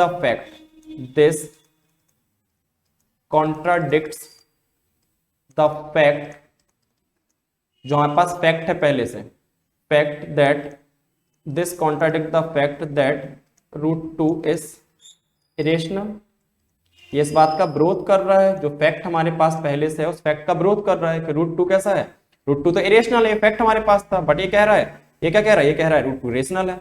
ठीक है, तो आप क्या मान लोगे, hence 1 upon root 2 is not rational, it is irrational. क्या हो जाएगा बेटा, ये इरेशनल। ठीक है, समझ में आ गई आपको बात। तो आपने क्या लिखा, स्टार्टिंग से आपने बोला कि 1 अपॉन रूट 2 कैसा है, तो 1 अपॉन रूट 2 रेशनल है। हमने को प्राइम नंबर फाइंड आउट किए जो ए और बी थे, हमने को प्राइम नंबर्स हमने फाइंड आउट किए, उसको रीअरेंज किया, रीअरेंज करने के बाद हमारे पास आया बी अपॉन ए इंटीजर्स है, इसका सॉरी बी और ए क्या है, इंटीजर्स हैं, या ए और बी क्या है, इंटीजर्स हैं, तो बी अपॉन ए क्या हो जाएगा, रेशनल नंबर हो जाएगा। और यदि b upon a rational number है तो उसके सामने लिखा हुआ नंबर भी क्या होगा, रेशनल नंबर होगा।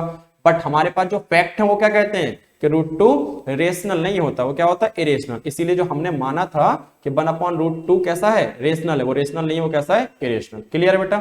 चलिए, इसका एक और जो आपके पास क्वेश्चन है उसको मैं करा देता हूं आपको, चाहे आप ये वाला कर लिए चाहे ये वाला, चलो मैं सेकंड वाला ही करा देता हूं। ठीक है, सेकंड वाला देखो रखा है आपके पास, तो क्वेश्चन हम लोग नोट कर लें पहले। So second part of the same question क्या है बेटा उसमें, तो उसमें आपके पास है 7 रूट 5, कितना है बेटा, 7 रूट 5। ठीक है, उसको हम लोग लिख लेते हैं। सो नेक्स्ट क्वेश्चन हमारे पास है बेटा 7 रूट 5, क्या है, 7 रूट 5। इसको हम प्रूव करना, तो सेम तरीके से प्रोसीड करेंगे। हम लोग क्या लिखेंगे, लेट 7 रूट 5 इज रेशनल। ये कैसा हो गया, ये रेशनल हो गया, इससे रेशनल। ठीक है, देयरफॉर फिर से वही सारी कहानी, देयरफॉर वी कैन फाइंड को prime integers, we can find co-prime integers a and b such that 7 under root 5 equals to a upon b, where b is not equals to of 0. ठीक है, rearranging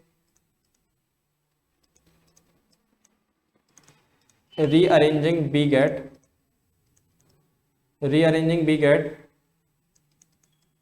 ये 7 आप देख रहे हो, ये किस में है, मल्टीप्लाई में, दूसरी साइड जाएगा तो किस में हो जाएगा, डिवाइड में। Under root of 5 equals to a upon 7b,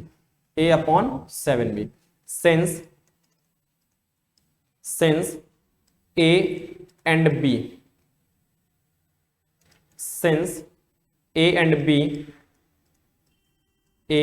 b are integers since a or b are integers, therefore a upon 7b is rational। Integers को अपॉन के फॉर्म में लिखते तो रेशनल ही आता है। और इसका मतलब क्या होगा, दिस इंप्लाइज कि इसके सामने लिखा हुआ नंबर भी कैसा होगा, रेशनल होगा। This implies that √5 is rational. But facts क्या कहते हैं, but this contradicts the fact, but this